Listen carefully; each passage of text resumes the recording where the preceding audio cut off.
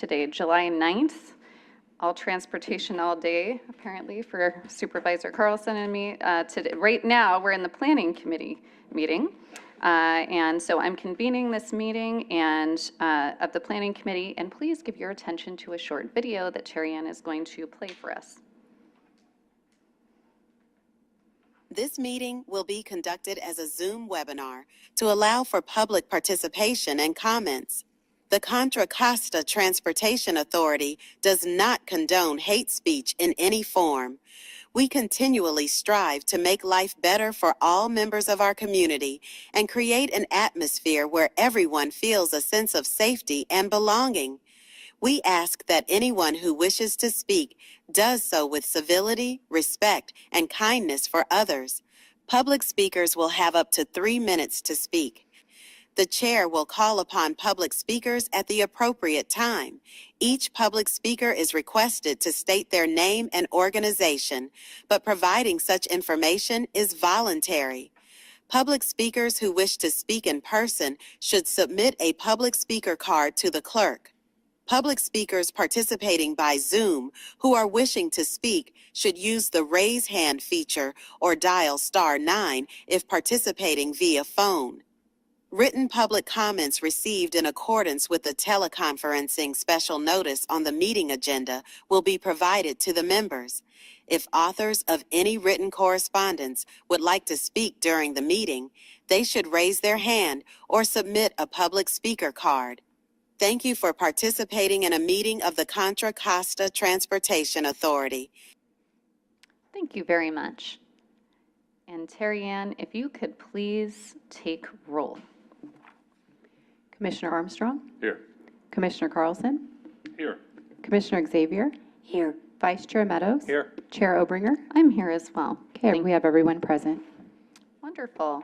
So the next item on our agenda is public comment. So this is for general public comment regarding items that are not listed on the agenda. Is there anyone in person or online who wishes to make general public comment? We have not received any public comment, written or verbal. Okay, thank you. And I don't see anyone rushing toward the microphone, so I am going to close the general public comment. Thank you. All right, the next item on our agenda is the consent calendar, and we have a number of items on the consent calendar. Are there any items that any of the committee members would like to pull? No? Did we receive public comment, Terry Ann, about any of the consent calendar items? We have not received any public comment, written or verbal. Okay, thank you. We'll bring it back to the committee. Is there a motion for approval of the consent calendar? Motion to approve? Thank you, Commissioner Carlson. Second. Second by Commissioner Xavier. Terry Ann, if you would please conduct a roll call vote. Commissioner Armstrong? Yes. Commissioner Carlson? Yes. Commissioner Xavier? Aye. Vice Chair Meadows? Yes. Chair Obringer? Yes. Motion passes unanimously. Thank you very much. All right, we have a robust agenda today. We are moving to regular agenda items. The first is an action item, and Lindy, you look like you are ready to present this to us. Thank you. It's an update on legislation at both the state and federal levels. Thank you, Chair Obringer. Happy to be here. I will first introduce Mark Watts, who is part of our state team to provide a state legislative update. There is an action item attached to this update that we will do. And then I will follow with a federal update. Our federal team, Ty Ginsberg and Associates, is not able to join us at this later meeting time, so I will be providing an abbreviated federal update for you all. Can you elevate Mark for me? Perfect. Handing it over to you, Mr. Watts. Thank you very much. Nice to meet you, Chair and members. It's the first time before this committee, so I'll try to be succinct but informative at the same time. A lot has been going on up here, and we've got quite a end of session coming up. So just as a reminder, last week was the deadline for bills that we're still moving in policy committees to clear the policy committees so that they could be heard in appropriations or be held back until some future date. At this point, I wanted to brief you on two bills. First, update you on the authority bill that Senator Arkeen is carrying on your behalf, and that is SB 1408. Attended the local government meeting with Commissioner Arnerich back in early June, and he did a very nice job. The bill got out of committee handily, and subsequent to that, there was a second committee hearing, and the bill passed there. So it is now pending on the third reading file, ready to move forward. The other measure I want to briefly walk you through is one that Lindy mentioned, and that's one the staff is recommending consideration of a support position. SB 1087. This is a really nice attempt, in my view, by the major MPOs of the state, MTC, SANDAG, SACOG, and SCAG, to streamline and update the SB 375 Sustainable Community Strategy Planning process. So that's what the bill essentially does in brief. As a reminder, SB 375 was enacted back in 2008, and it established an effort using the sustainable community strategies as a platform to reduce greenhouse gas emission from cars and light trucks. It also had an element that required ARB to set regional greenhouse gas reduction targets by transportation area throughout the state, and authorize CARB to review or reject the strategies that were submitted. So that's the point of time that we're looking at. The last time it was actually adjusted. There was a separate bill in 2013 that required or changed the impacts of transportation projects from focusing on level of service, which measured traffic congestion, and instead substituted VMT, vehicle miles traveled, as the standard metric that needed to be mitigated by a transportation program. The working group that was pulled together by the four MPOs has multiple participants, and they came up with 5 areas of improvement. First, they found that SESs had not been getting as much of the emissions reduction as was hoped. The cost to MPOs throughout the state was excessive in their view, and required multiple years of staff capacity as well as funding to complete the annual CARB review or the occasional CARB review process. They found that there was not a direct alignment of state funding. For example, the SHOP program was not attached to the SCS programs, and the Solutions for Congested Corridors, which was an SB1 program, wasn't connected directly to sustainable community strategies. I'm not going to go any further than that, but the others were very important and as well required some addressing by the legislation. The key thing that bill does is extend or change the SCS planning cycle from 4 years to 8 years, which will have some cost savings and the ability to free up MPO staff for more implementation activities. The bill also aligns, as I alluded to, the SCCP program with regional transportation programs. That's now a part of the bill. And projects need to be, SHOP projects on the state highway system need to be included as well. Finally, there's a new advisory body of experts to examine reduction targets for greenhouse gas and how they interact with other state priorities. And bringing this to a close, the multi-stakeholder working group that was that are the foundation of the improvements that are included in the bill is continuing to take a deep dive into VMT mitigation and the burden it brings to housing and infrastructure projects.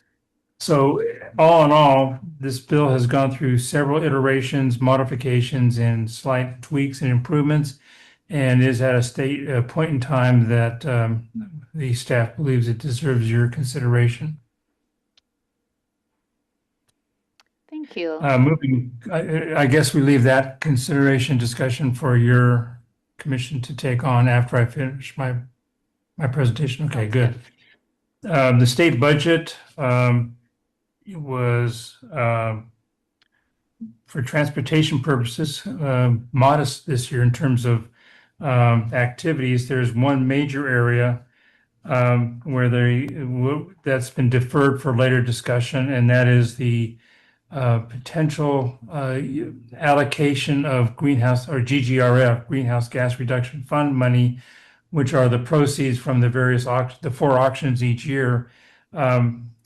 The legislation passed at the end of last year modified the tiers of funding for that, and transportation was in the last tier. And there are other changes that they took to the auction process, and qualifying GGRF resulted in very little funding, if any, coming out of GGRF for transportation programs.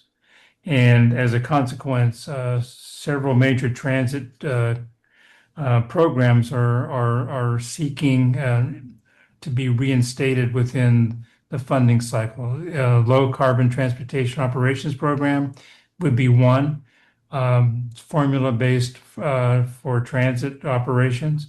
And the other is TIRCP, which is the major transit and intercity rail capital program.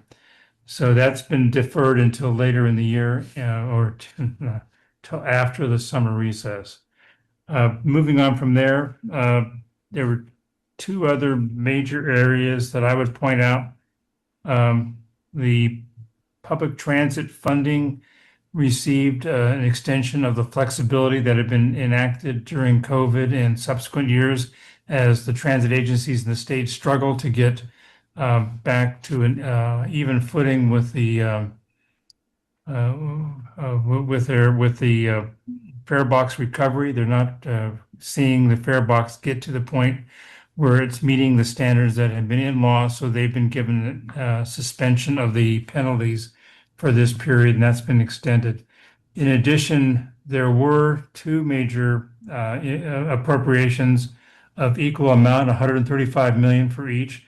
One was for light duty zero emission vehicle incentives, but more importantly, there's also 135 million from the Air Pollution Control Fund for heavy and medium duty through the hybrid and zero emission truck and bus voucher program. So that's going to be beneficial for transit agencies. And I think that'll bring my presentation to a close. I know I covered a lot of stuff, but I'm open for questions. Thank you for your presentation. Do we have any questions from any of the committee members? No? Okay, thank you. We will take public comment at the end of all our presentations. So thank you very much. And are we going to turn it back over to you, Lindy? Yes, or you can choose to take action on the proposed support position now. It's up to you. Okay, well, why don't we, before we do that, I will open it to public comment to see if anyone wants to weigh in on this proposal for the Planning Committee to support SB 1087 Sustainable Community Strategy Modernization Act. We have received no public comment. Okay, thank you. Closing the public comment, bringing it back to the body for discussion and a motion. I guess I'm trying to understand, what's the real impact for us in CCTA and Contra Costa County with this SB 1087? I heard the presentation. Thank you for the presentation, but I'm just trying to get to what's the real gist of it for us on why we want to maybe take a support position on this. What's the benefit for us? Yeah, I definitely defer to both Tim and Matt for their expertise on this. We brought this to a whole handful of staff to make sure that we'd gotten some input. I think the biggest impact to us is just a recognition that by going from a 4-year cycle to an 8-year cycle, there's more time for us to work on these large-scale planning efforts. There's also this inclusion of SHOP projects, right, and other state projects in this full-scale planning effort that'll make it, from what I understand, much easier to sort of understand the full impact of everything happening. In general, though, I think that we are most interested in the ability to support our MPO and what they think would make that function best, and the very important relationship that we have in informing our projects as they get into these large, long-range planning efforts. Tim and Matt, do you guys want to add anything to that? Yeah, I think I'll just maybe build upon what Lindy just said. I think the key issue here is that I think what MTC and most of the MPOs are like realizing is that we're not able to see like the real outcomes and benefits of updating these plans like every 4 years, And so by changing the metrics and changing things every 4 years, the other thing is that, a lot of what we do with the RTP is governed by CARB and a lot of other stakeholders. And so like they're setting the rules, right? They're setting the rules around greenhouse gas emissions and state goals. And so I think it's really getting more alignment around, how these plans are going to perform to meet those state goals, because if we're always updating the metrics every 4 years, we're never going to see the actual true outcomes of what we actually planned out. And so the other thing is I think it also helps us relative to, the CTP planning work too, because we can, we're updating the CTP, then it goes into the RTP, right? And so I think what happens is staff, we have a lot of burden on staff to, reassess, because the RTP at the end of the day is a giant accounting effort in terms of what major investments are in the county, and we have to go through a laundry list of projects, understand what those projects are, how much money funding's available, and then as we're going through those accounting efforts every 4 years, right? As you know, these projects take longer than 4 years to deliver. So again, we get to see the decision, I think, process actually see more fruition of it as we're going through the process. So I think we get to see more of the outcomes by really extending it by 8 years. It also helps with the grant funding as well. So like if we're able to target an investment portfolio for the Bay Area, it can help us actually potentially do more long-range planning around grants and support around that for state and federal grants, And so I think it helps both on the state and federal advocacy side, helps with staff resources, and then it helps us, I think, see the outcomes. Okay, all right, thank you. I almost see your description as I apply that to how we're impacted by some of the state housing laws. The housing laws are constantly changing. There's new ones coming out all the time. Before we can kind of figure out what's going on and start implementing based on the current laws, then there's new laws coming into effect, and it just keeps making things confusing because we can never kind of really hardly implement things before there's change. And so I'm kind of seeing a parallel here. And this change would align the 8-year cycle with the RENA 8-year cycle. So that would, I think make more sense to the locals as they're doing their housing planning. Do you have something, Committee Member Carlson? Yeah, I'll just share. Again, I chair the joint MTC ABAG Legislation Committee, and Tim really summed it up. But again, I kind of liken it to, can you do your general plan every 4 years and really see the results of what you're planning? And there is so much in this. I mean, when you look at what we do general plan-wise, all these plans, and then as soon as we're done, we're starting in again, but we haven't seen the results or the effects we've had by even planning the last go-round. So, yeah, we have chosen to take a support position on 1087. Thank you. And do I understand from what Matt, what you just said, this is going to be aligned with the RENA cycle or the housing element cycle? What is it? So meaning, so that goes through 2031. So is that what this goes through? I mean, I'm just trying to understand, how are they getting aligned? Yeah, I don't know when that alignment will take place, but that is the goal, is to align the 8-year RTP cycle with the 8-year RENA cycle. Okay, so maybe the next cycle of this will begin when the next cycle of all the other stuff does. Okay, got it. Any other thoughts? No? Okay, all right. Well, is there someone who is ready and willing to make a motion of support? I would move we offer up to the board a support position on SB 1087. Thank you. Is there a second? Second. Okay, a first by Commissioner Carlson, a second by Commissioner Xavier. Terry Ann, if you would please conduct a roll call vote. Commissioner Armstrong, Yes. Commissioner Carlson, Yes. Commissioner Xavier, Hi. Vice Chair Meadows. Yes. Chair Obringer. Yes. Motion passes unanimously. Thank you. And I believe we're still on the legislative update, correct? So Lindy, if you would like to continue or pass it over to whomever is going to present on the federal legislation. Thank you, Chair Obringer. I am going to present on behalf of the Ty Ginsburg team. They sent in this update. It's quite long, and I know we have quite an agenda, so I'm going to abbreviate it. Happy to send out the full one to the board if of interest. They wanted us to hit on congressional schedule. Congress returns to DC next week and is expected to remain in Washington until the 23rd before departing for August district work periods. With the September 30th expiration, both appropriations and the current surface transportation authorization approaching, the coming weeks will be particularly important as Congress works through several major legislative priorities. Surface transportation reauthorization continues to advance, although one of the principal challenges remains identifying sustainable funding for the Highway Trust Fund. House Transportation and Infrastructure Committee Chairman Sam Graves has indicated that discussions continue with the House Way and Means Committee regarding offsets and potential general fund transfers. The fiscal year 2027 appropriations process is advancing in the House, but did advance in the House, but effectively stalled in the Senate. With the September 30 deadline approaching and an abbreviated legislative calendar due to the fall campaign season, the passage of a final negotiated package before the deadline is highly unlikely.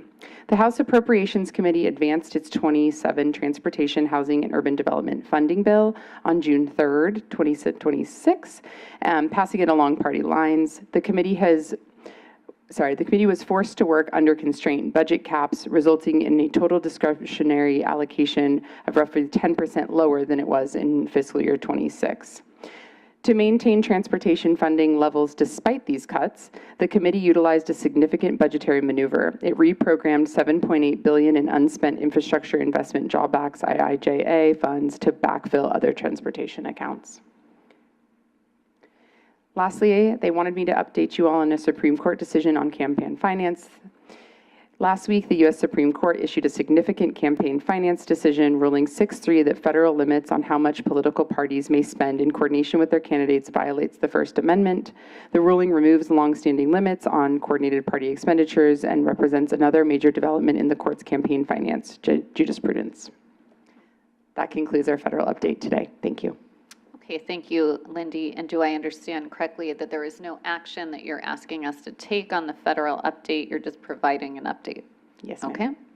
All right, thank you. Any questions from the committee? No? All right. And I will open this just to see if there is any public comment on the federal update before we move on. We've received no public comment. Okay, thank you very much. That will conclude, okay, so 4A is done. All right. Thank you. So, thank you very much, Lindy. So the next item, Matt Kelly is already getting into position to present. And this is going to be a discussion of the draft Contra Costa Countywide Transportation Plan. And you're going to be seeking our approval to release the draft Countywide Transportation Plan.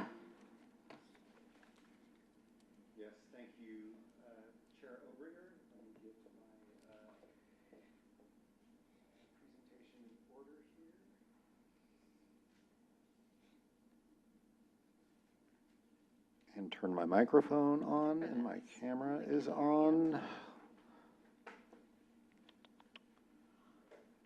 Here we go.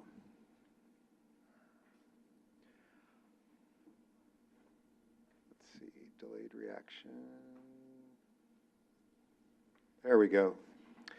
Good afternoon, Planning Committee members. Matt Kelly, Director of Planning here at CCTA. I'm joined by Bruno Latorre from Ferrum Piers. As you know, they've been helping us out over the last couple of years on our development of the Countywide Transportation Plan, or as it's known this time around, CTP 2050. This is our fourth CTP for Contra Costa County, and one of the requirements of Measure J. You all have received most of this presentation in, bits and chunks at various, mostly workshops, our board workshops over the past year and a half or so.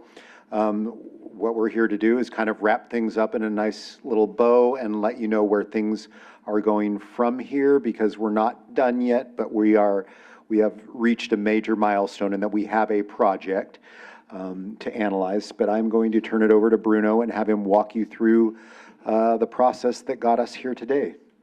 Bruno? Thanks, Matt. Yeah, so today we'll cover the CCTA CTP, or CTP 2050. We will start by covering the process and vision of the CTP 2050, our engagement and community stakeholder engagement process, the components of the plan, and then we'll have some time for Q&A at the end.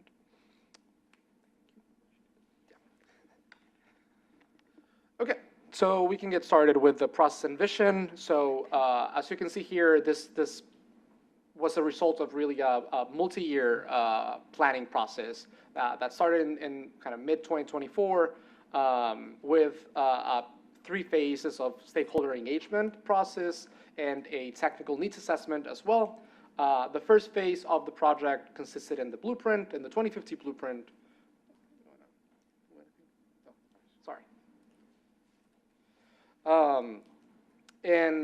Which was approved by the board in June of last year, and that laid out the framework of developing this plan, and also included the outreach and technical analysis that was done to date. Since then, we've been developing different components of the plan, and we'll present that to you today. So starting with the 2050 blueprint, which is really the policy foundation for the CTP 2050, establishes the vision, the guiding principles, and strategies that put together this plan and responds to the regulatory and policy landscape of the state, as well as the key issues that the county is facing. The core recommendations that we'll go over later on this presentation include the transformative visions, project examples, and policies and programs that advance these visions. The business plan as well, which has been documented separately, covers actions that CCTA will undertake to implement this plan, which include project delivery strategies, updates to business practices, as well as funding options.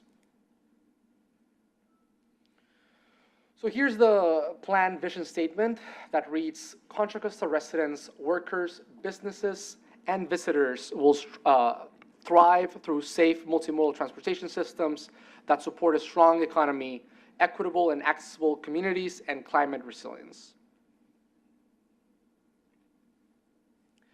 And this blueprint is defined around these 4 principles that are really come out of that vision statement, as you can see on your screen, which are safe travel, access for all, livable and connected neighborhoods, and growing sustainably. These principles are interrelated and correspond or represent a more of a holistic approach to transportation quality of life in Contra Costa that the CTP 2050 is trying to advance. So now let's move to talk a little bit about how we partner with communities and stakeholders throughout this plan. So as I mentioned, there were 3 different phases in which we worked and did both public outreach and also stakeholder engagement. And we used a variety of different channels and met with different groups to gather input throughout the plan. So we reached out to community groups, advocates, and stakeholders in all 4 RTPCs of the county. We started with phase 1, which is the 2050 blueprint, in which we identified needs and opportunities and helped develop the transformative visions. And then we tested those transformative visions on phase 2 and gathered input and kind of reorganized them based on that feedback. And then phase 3 gathered feedback on the proposed policies for the CTP 2050. So this slide here tries to summarize all of that, the more than 2 years worth of engagement and outreach activities that we did. So we had 2 population-weighted digital surveys in multiple languages to try to engage with all populations around the county. And we had more than 5,000 responses. We also had 15 pop-up events in which more than 800 people participated. We had thousands of impressions through online ads, through social media and digital radio, through Facebook, Instagram, Spotify, and other means. We also conducted 4 focus groups. We reached out to more than 100 community-based organizations, and also had a total of 35 group discussions with different stakeholders, including this group. So these are a breakdown of those 35 stakeholder meetings. Throughout this plan, the planning process for the CTP 2050, we got internal and external stakeholders involved to both provide input and also review important pieces of and documents of this plan. We held a total of 3 two-day workshops with the CCTA board to establish the goals, priorities, and strategies for this plan. And we also engaged with different groups of stakeholders, such as the 4 RTPCs, through both RTPC board meetings as well as technical advisory committees. And also we had a CTP task force that we got involved throughout the 3 phases of the project. And we also met with CCTA groups such as the Citizens Advisory Committee, the Technical Coordinating Committee, the Ad Hoc Committee, and also this Planning Committee. So let's jump to talk about what are the actual components of this plan. I will tackle the first 2, so the transformative visions and the policies, and then I'll pass it on to Matt that will jump in to discuss the recommended growth management program updates as well as the projects and programs. So starting with the transformative visions, these transformative visions are a set of conceptual projects, programs, and policies that were identified throughout this process and that line up with the principles and strategies from the 2050 blueprint.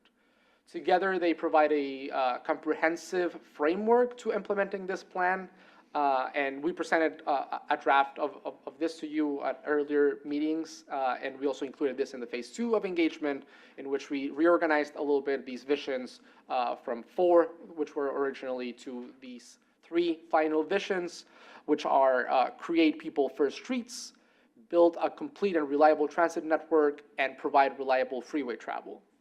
And each one of these 3 transformative visions also has between 3 or 4 components associated with them. And these components tie a little bit more closer to what you would think of specific projects, programs, or policies that can advance these visions. So for example, for the Create People First Street transformative vision, there's 4 components, which are make streets safe and friendly for everyone, safer ways to get to school, safe and smooth traffic flow, and high quality paths and trails, which try to encompass the different types of projects, programs, and policies that could advance that vision. And we also identified 5-star projects. And these 5-star projects are high quality projects that really embody and implement these 3 transformative visions and the 11 components that they have. And we identified these projects alongside with local jurisdictions through a review process to make sure that these projects do have a strong alignment with at least one of the different elements of the CTP vision, and also had documented community support and demonstrated effectiveness and a positive impact on the transportation system. So here we're just including 14 examples of those 5-star projects. At least one for each of the components, but there's a bigger list that is included in the final report as well. And then 8 policies were developed as part of this CTP 2050, and these policies established new CCTA commitments and funding incentives for local jurisdictions to create a safer, more equitable, connected, and resilient Contra Costa County transportation system. These policies build on CCTA, regional and state policies and guidance, and also best practices. And these policies are livable streets, safety, land use, equity, climate adaptation and resilience, performance-based planning, transit, and maintenance and network operations. So how these policies take actual action for CCTA is through different policy commitments within the CTP 2050. And here are some examples. I'll just read a couple to give an idea of them. So for example, for the safety policy is establishing incentives for jurisdictions to adopt policies that will reduce exposure, severity, and likelihood of collisions. Or for example, for the livable streets policy, aligning all investments with roadway design guidance from the livable streets playbook. Or for example, for emergency evacuation and resilience policy is evaluating all investments for opportunities to address emergency evacuation and climate resiliency. Thanks, Bruno. So as part of the CTP, we looked at what potential changes to the growth management program could look like in order to support, the goals and strategies of the CTP. First, we looked at traffic impact analysis and really addressing the changes in state law that are affecting local jurisdictions and their ability to, have discretionary review over projects. And so we would propose to update the transportation impact analysis requirements to reflect for those discretionary projects where the local agencies do have some discretion over project approval. This would not apply to by right or ministerial approvals. So adding to the growth management program requirements would be a checklist item that ensures that projects are incorporating the livable streets proposal that was kind of part of the foundation of our CTP blueprint that was adopted last summer by developing a set of objective design standards. And we have what we call our Livable Streets Playbook. That is kind of a guidance document that folks can use today, but really we would want to develop a full objective design standard for in order to incorporate those livable streets policy into local development. Also, modernize what currently in the GMP is known as the Transportation Systems Management Program. You probably all know it as Transportation Demand Management. So really freshen that component of the growth management program to really reflect current TDM practices, multimodal priorities, but also to reflect the development, the requirements for development that locals have to deal with, and making sure that we are incorporating 511 services and other TDM strategies that we are already deploying here at CCTA into the TDM program and the model ordinance that we provide as part of the growth management program for each jurisdiction to adopt. Also, we would propose to update implementation guidance for those transportation impact analyses to emphasize kind of the core components of the CTP: safety, multimodal access, and complete streets over vehicle delay.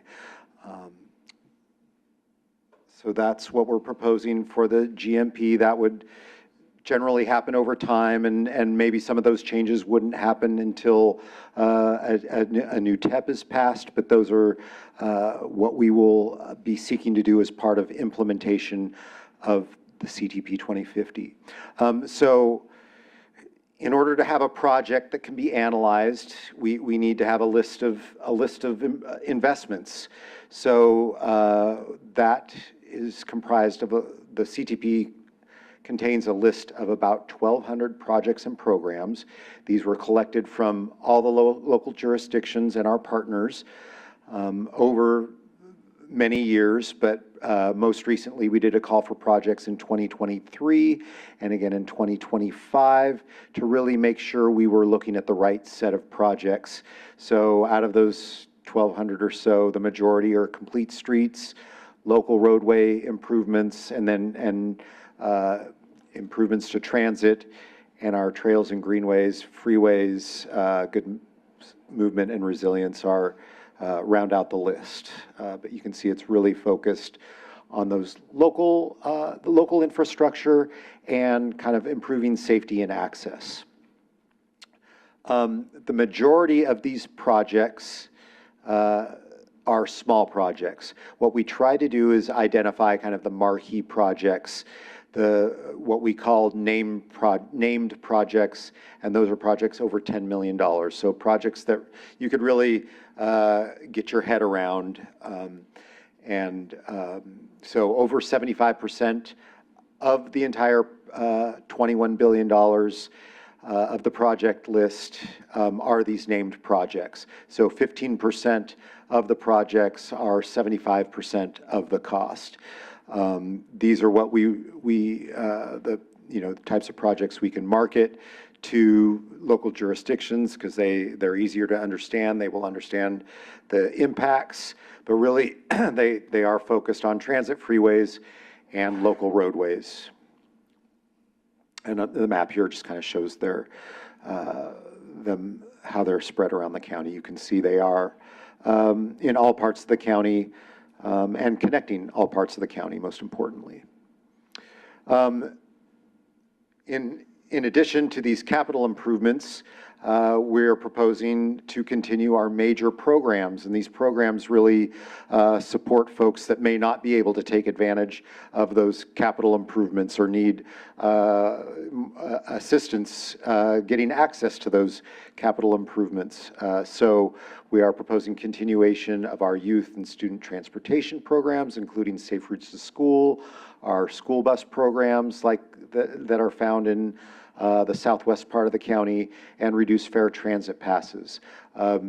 Continuing, of course, our popular 511 CCTA program, our senior and paratransit mobility, and really building on our accessible transportation plan, and then building off our mobility hubs planning and really seeing how those hubs can change the way people get around.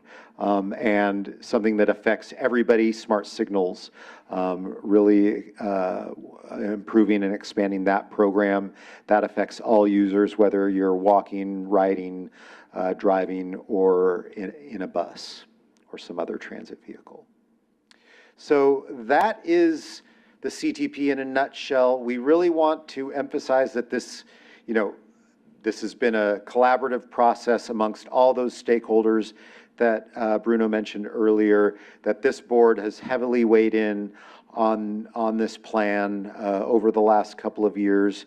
And really, this is setting the stage for the environmental analysis of the plan. So we're unique here in Contra Costa in that we do an EIR on our countywide transportation plan. So now that we have a project list, we have something we can analyze.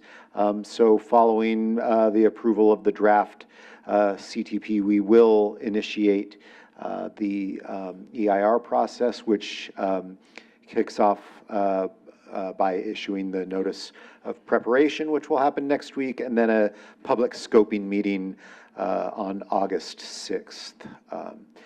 So that is our presentation tonight. What we're asking for is your recommendation to, or your approval to release the CTP 2050 for comment and review by interested parties, and to kick off that EIR process. Thank you. Thank you very much for your comprehensive presentation. Does anybody have any questions or comments? Yes, Commissioner Armstrong. Yeah, thanks, Matt. That was good. And a lot of this definitely looks familiar, but it's good to see we're making such great progress. I did have a question on the EIR part. You started to cover it there at the end. but I guess we haven't started that yet. But since this is just really a list of major projects and identifying programs, projects, things like that, is there potential to be exempt from a full-blown EIR, or do we got to do a full EIR through this process? And what's the timing on getting all that done? So, like I said, we are not required. This was something the board set a precedence on back in 1995 when we prepared our first EIR. At any time subsequent to that, we could have not prepared an EIR. However, our legal counsel had advised, because we set a precedence back in 1995, that we should continue to go through the CEQA process with our CTP. So, yeah, that is, it will be about a 6-month process. We plan to come back to you in probably January or February with the results of that analysis, and then present that, and that would get us to the final CTP that would then be adopted along with the EIR. Okay, all right, thank you. I didn't know there was that history. Yeah, about 2 years ago, the board did revisit that decision and did vote to continue the process. I do have a comment, or, so noting here, so going back through, so we had approved the consent calendar item 3N, and it looks like there's some, and it is related to this item. So it looks like there are still some items listed there for the city of Concord, for example. I didn't take a look at all of the other cities, but it looks like in that Appendix H list, they're already completed, but yet they're already budgeted for with this CTP 2050 list. So I just bring that up because I think it would be helpful, you know, if CCTA can work with staff from cities to make sure that what's listed in the CTP 2050 as future investments, to make sure that's accurate. Yeah, thanks for noting that. We did get a call from Concord staff noting that there were some status issues on some of their projects that are listed in the appendix. So we will work with them to clean that up. We did try and reach out to all of our sponsors over the last couple of years and get this list as up to date as possible. You know, this is a financially unconstrained, so the fact that there are completed projects in there is more of a administrative issue that we can clean up. However, you know, as we move towards the, and we will do that ahead of the environmental analysis. However, when we move towards into the TEP process, we will, you know, be vetting every single project that goes onto that list. So. Great, thank you very much. Anything else? No? Okay, thank you.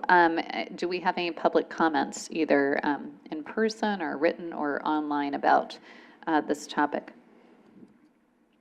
We do have, oh, never mind. We have not received any public comment. Okay, great. Thank you very much.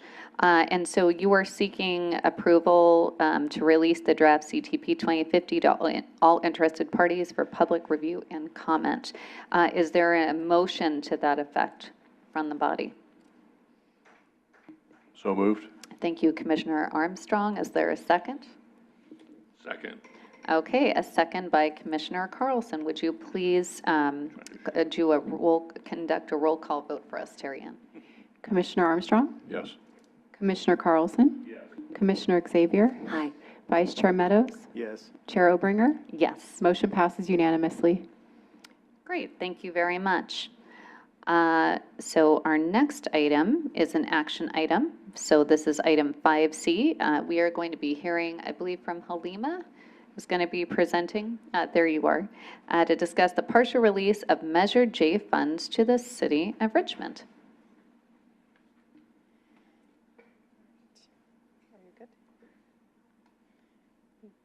Good afternoon. Thank you so much for having me. Before I begin my presentation, I just want to make sure that I also acknowledge that we have Gabino here with the City of Richmond, who's here to support this presentation. Is our screen sharing? You are, yes, we can see your screen. Thank you. No.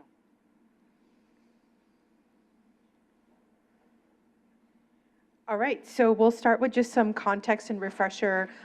Some of you may be familiar with this topic as it has come up in previous fiscal cycles, but this is relating to the Measure J Program 15 and Program 20B, which is transportation for older adults and people with disabilities. 20B is specific to West County. All right, so just to give you some background, the City of Richmond operates Our Transit. It is their own paratransit door-to-door van service, and they also have a subsidized Lyft program for seniors who are 55 and older, as well as for adults with disabilities who are between the ages of 18 to 54. They serve Richmond, North Richmond, Kensington, and El Sobrante, and they do receive Measure J Program 15 and 20B funds from CCTA to operate these services. Over the last 5 fiscal years, there have been some challenges that have come up that resulted in funding being withheld. This started in FY 2017-18, where there were some late or incomplete forms that were submitted. Every year, we request and require that claimants who receive Measure J 15 and 20B funding submit a claim form, basically sharing information about their service and how things are going. And so those forms were submitted late or incomplete and had some errors in them. This took place through FY 23-24, and ultimately it resulted in funding being withheld and also a formal audit. Our PCC, formerly PCC, now AAC, also has a subcommittee that participates in this review process and made that recommendation as well. And so in 2024, CCTA worked with Advanced Mobility Group, or AMG, to conduct a comprehensive audit, and that resulted in the development of a 1-year performance improvement plan that went from January to December of 2025.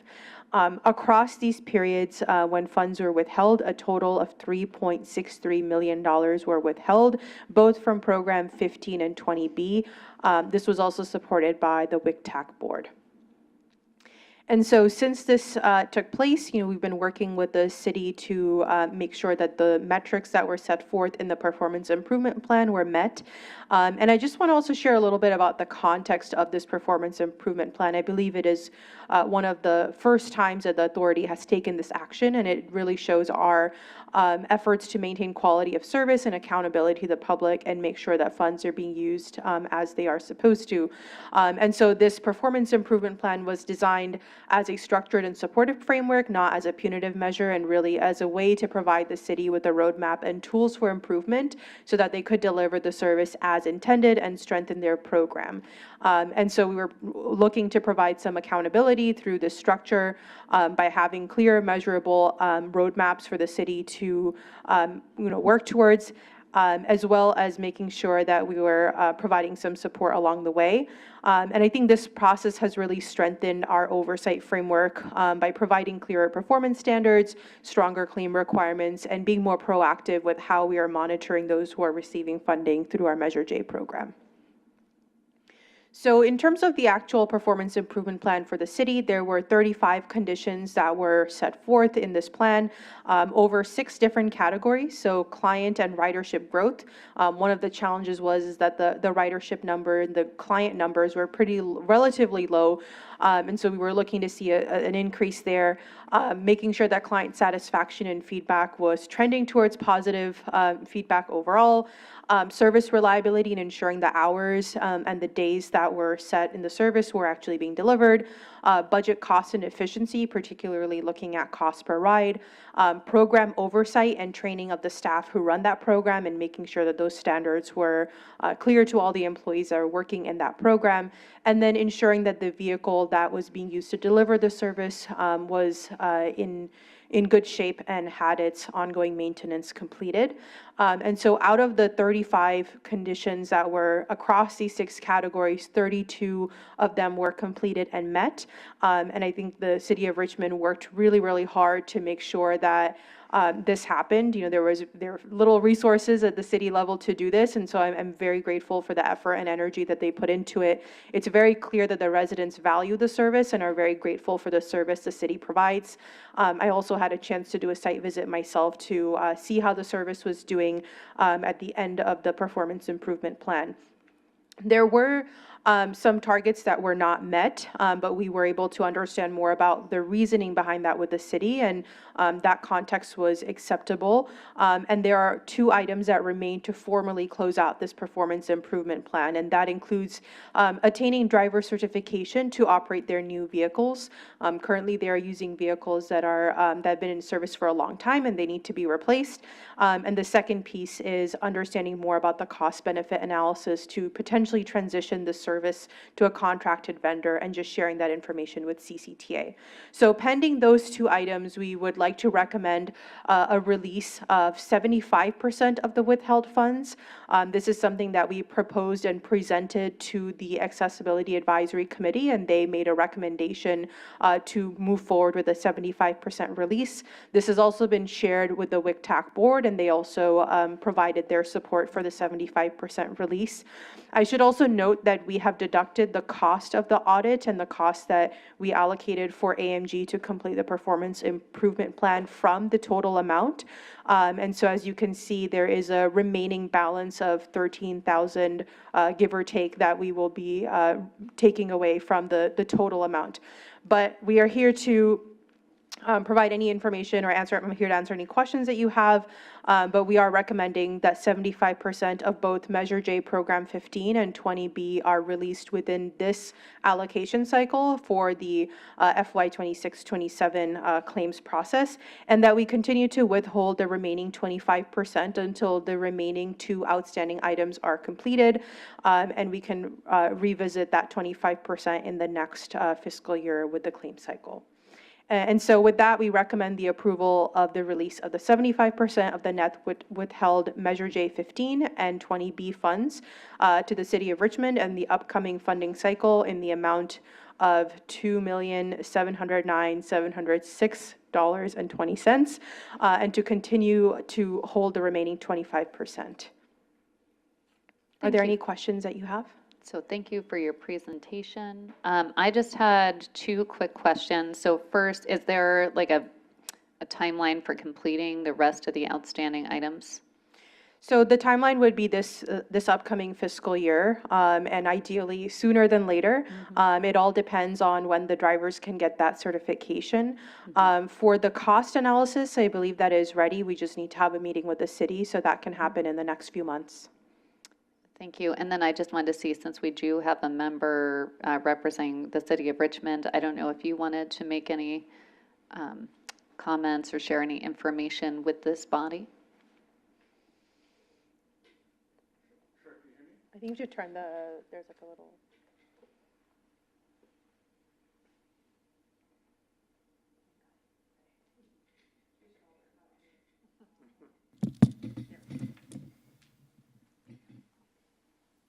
Good afternoon, buenas tardes. My name is Gavin Arredondo.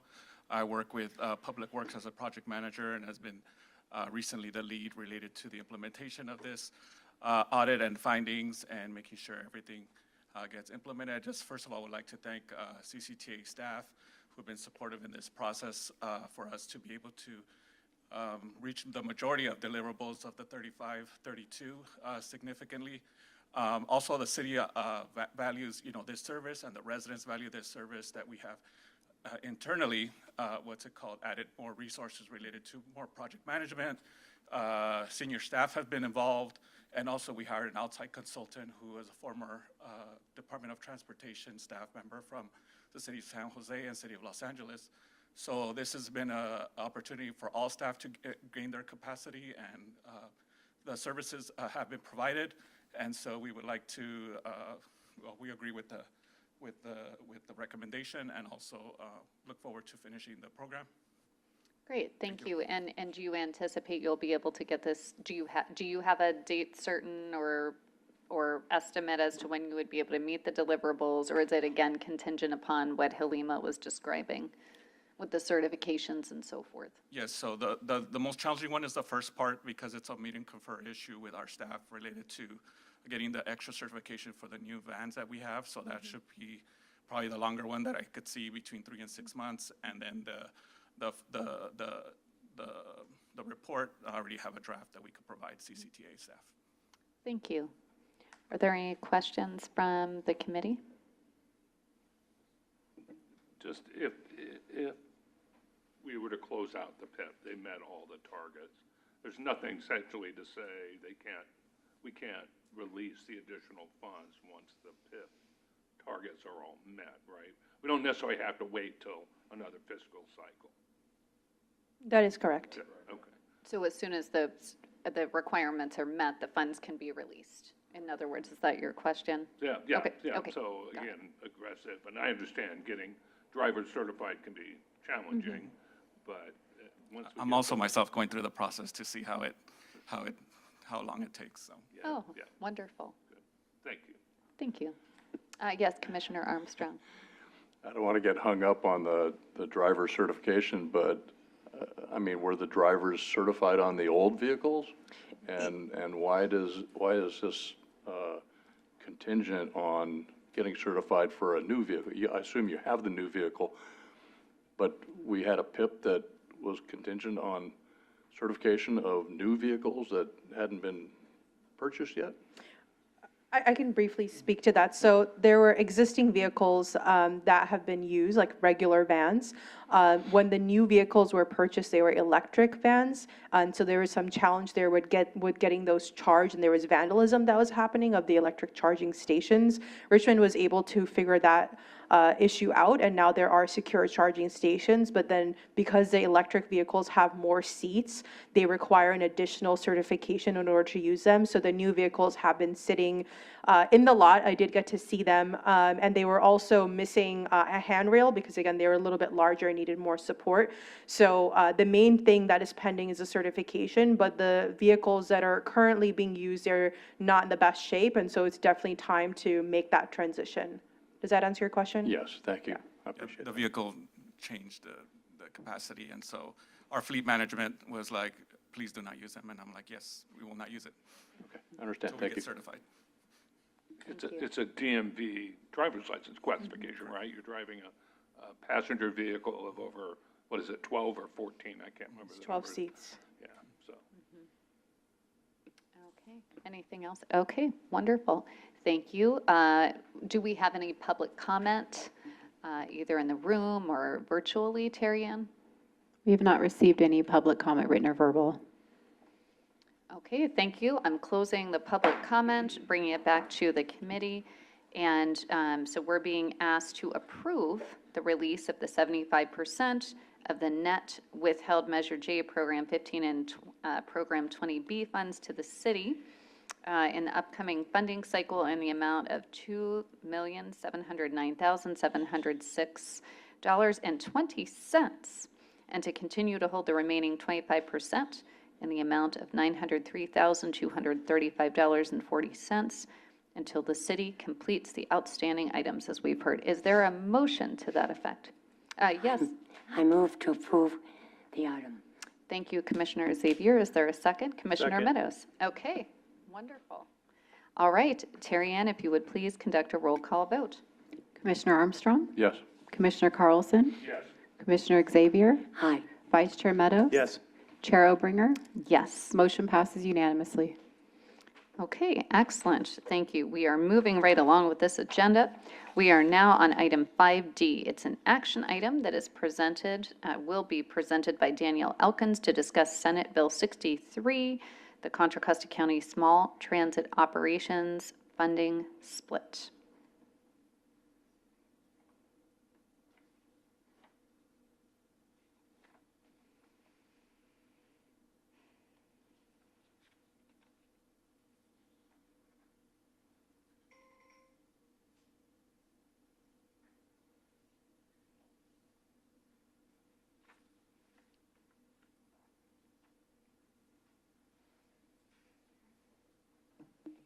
And we're currently seeing your notes, or excuse me, the next slide as well.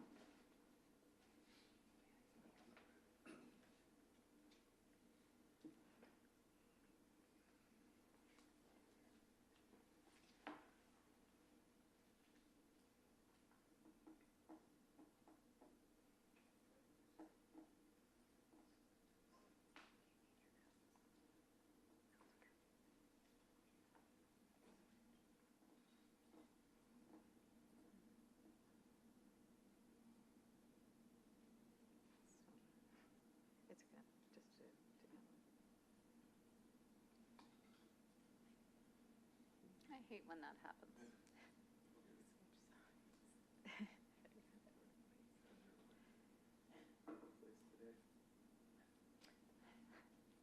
Are you going to the mayor's conference? No, okay. I figured, yes. No, I'm not going there. Yeah, I'm not going. Always technology. All right, thank you.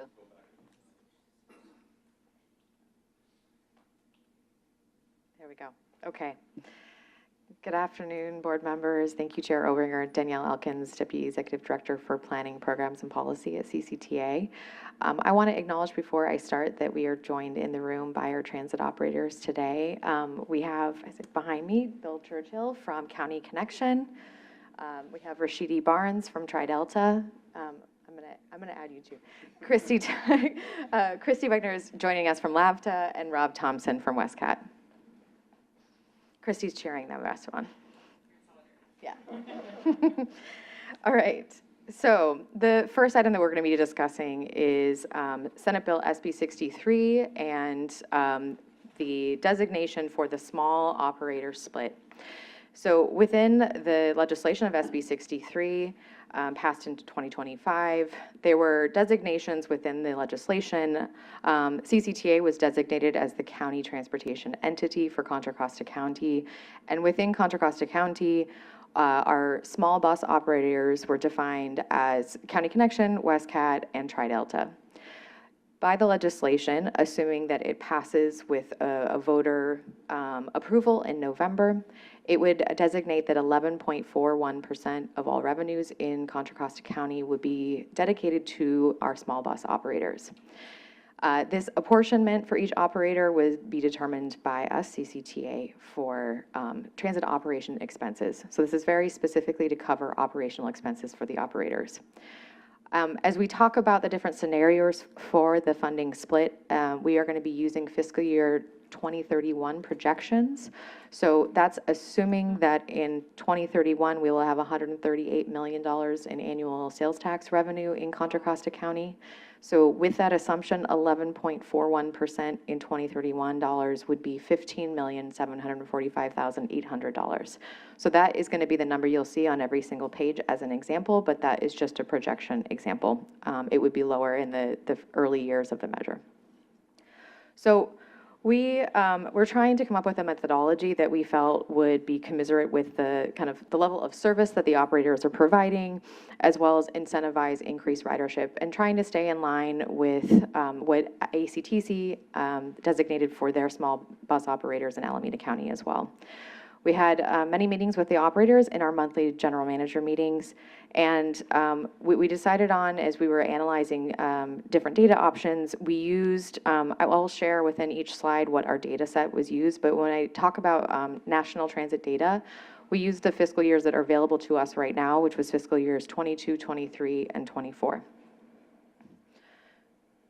So this is the current recommendation that we have that we came up with the operators, which is a 50-50 split between passenger miles traveled and vehicle revenue miles. This is what the percentages end up being across the three small operators given that metric. And again, this is using fiscal year 22, 23, and 24 data. So should the measure pass, when we are getting ready to actually do allocations, it would be revised based on the most current available NTD federal data. There were a few other scenarios that we looked at as we were trying to come up with this measure. So just for perspective, we wanted to share some of the other metrics that other entities are using or were considered. This one would be the split if 100% of vehicle revenue miles were used. This next one is kind of similar, so where we ended up with a 50-50. First one was 100%. This is 100% of passenger miles traveled for each of the operators. We also looked at population. So if we were basing this based on 2020 census data of population served by the operators, and this is an FTA reporting statistic. And then this is one if we were looking at 100% ridership. This is the split from fiscal year 24 values from NTD.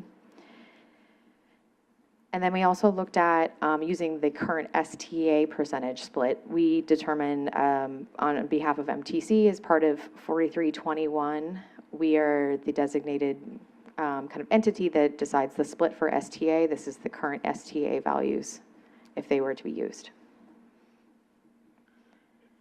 Chair Oberger, can I ask you a question? Sure, yes, please. Just for those that aren't as familiar with the terms, I mean, this is a pretty Yeah. fundamental conversation here about passenger miles traveled versus vehicle revenue miles. Can you just describe the difference between those two categories so I'm understanding it better? I've heard the terms thrown around a lot, but I want to make sure I understand it. Yeah, and actually, I think maybe this is a good question for maybe one of the transit operators, that they are really in it. If they-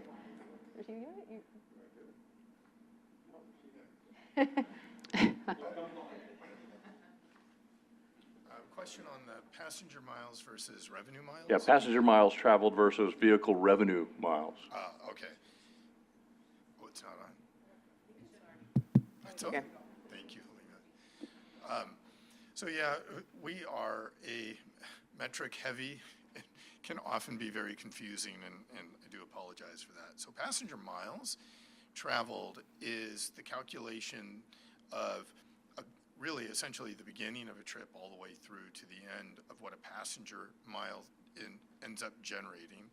Revenue is the actual number of hours that the vehicle is in service. And so there may or may not be passengers on that vehicle at the time. So there is a distinct difference between the two from that perspective. Does that answer the question? Well, that helps. I'm a little caught up on the revenue part of the vehicle revenue miles if it's an empty vehicle.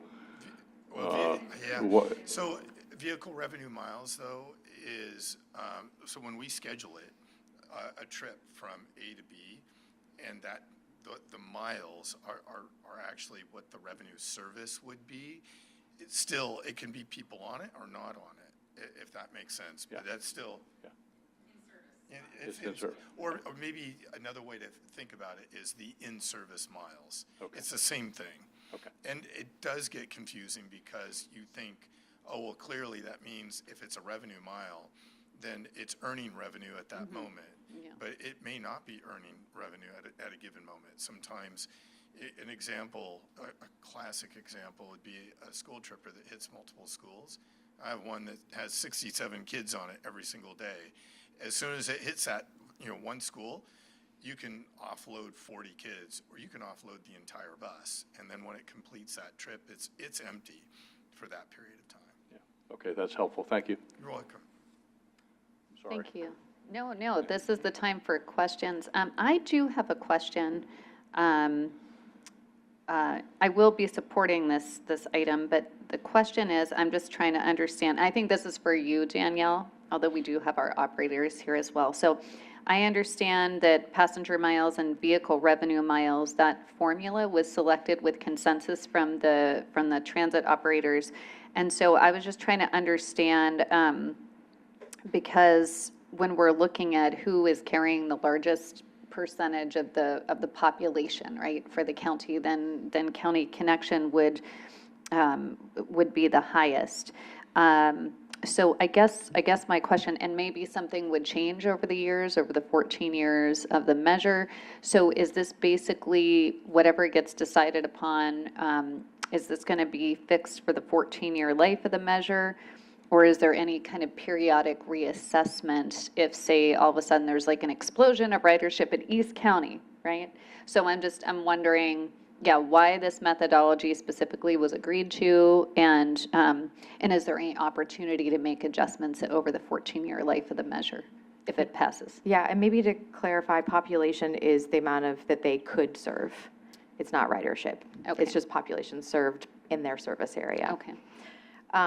So yes, we did write into the resolution that future changes would be subject to authority board approval. So if there were significant changes or the metrics were not working the way intended, or anything kind of unforeseen challenges, we made sure that there always is the ability for the authority board to make necessary changes. There's also, we are looking at doing this as a 3-year average for the data so that there is some stability, that we're not looking at new data every single year and reevaluating the split. It's on a 3-year average, and then we reassess it at the end of each 3-year period. Okay, thank you. Are there any other questions? Commissioner Armstrong, yes. Commissioner Carlson. Yeah, I appreciate the operators coming together, because as I go through this, it looks like a pretty equitable split when you look at all of the different metrics we could use to measure, but then you got to throw in geography, right? So when I look at Tri-Delta and the work they need to do service somewhat more rural areas, so longer routes between and less stops. So there's some, I really think this came out better than expected for me.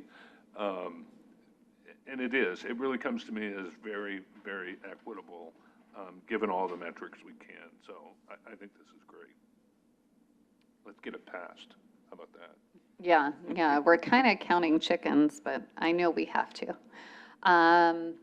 Okay, nothing else from the committee. Are there any public comments? Is there anything like the operators, would you like to say, because you are present, and so.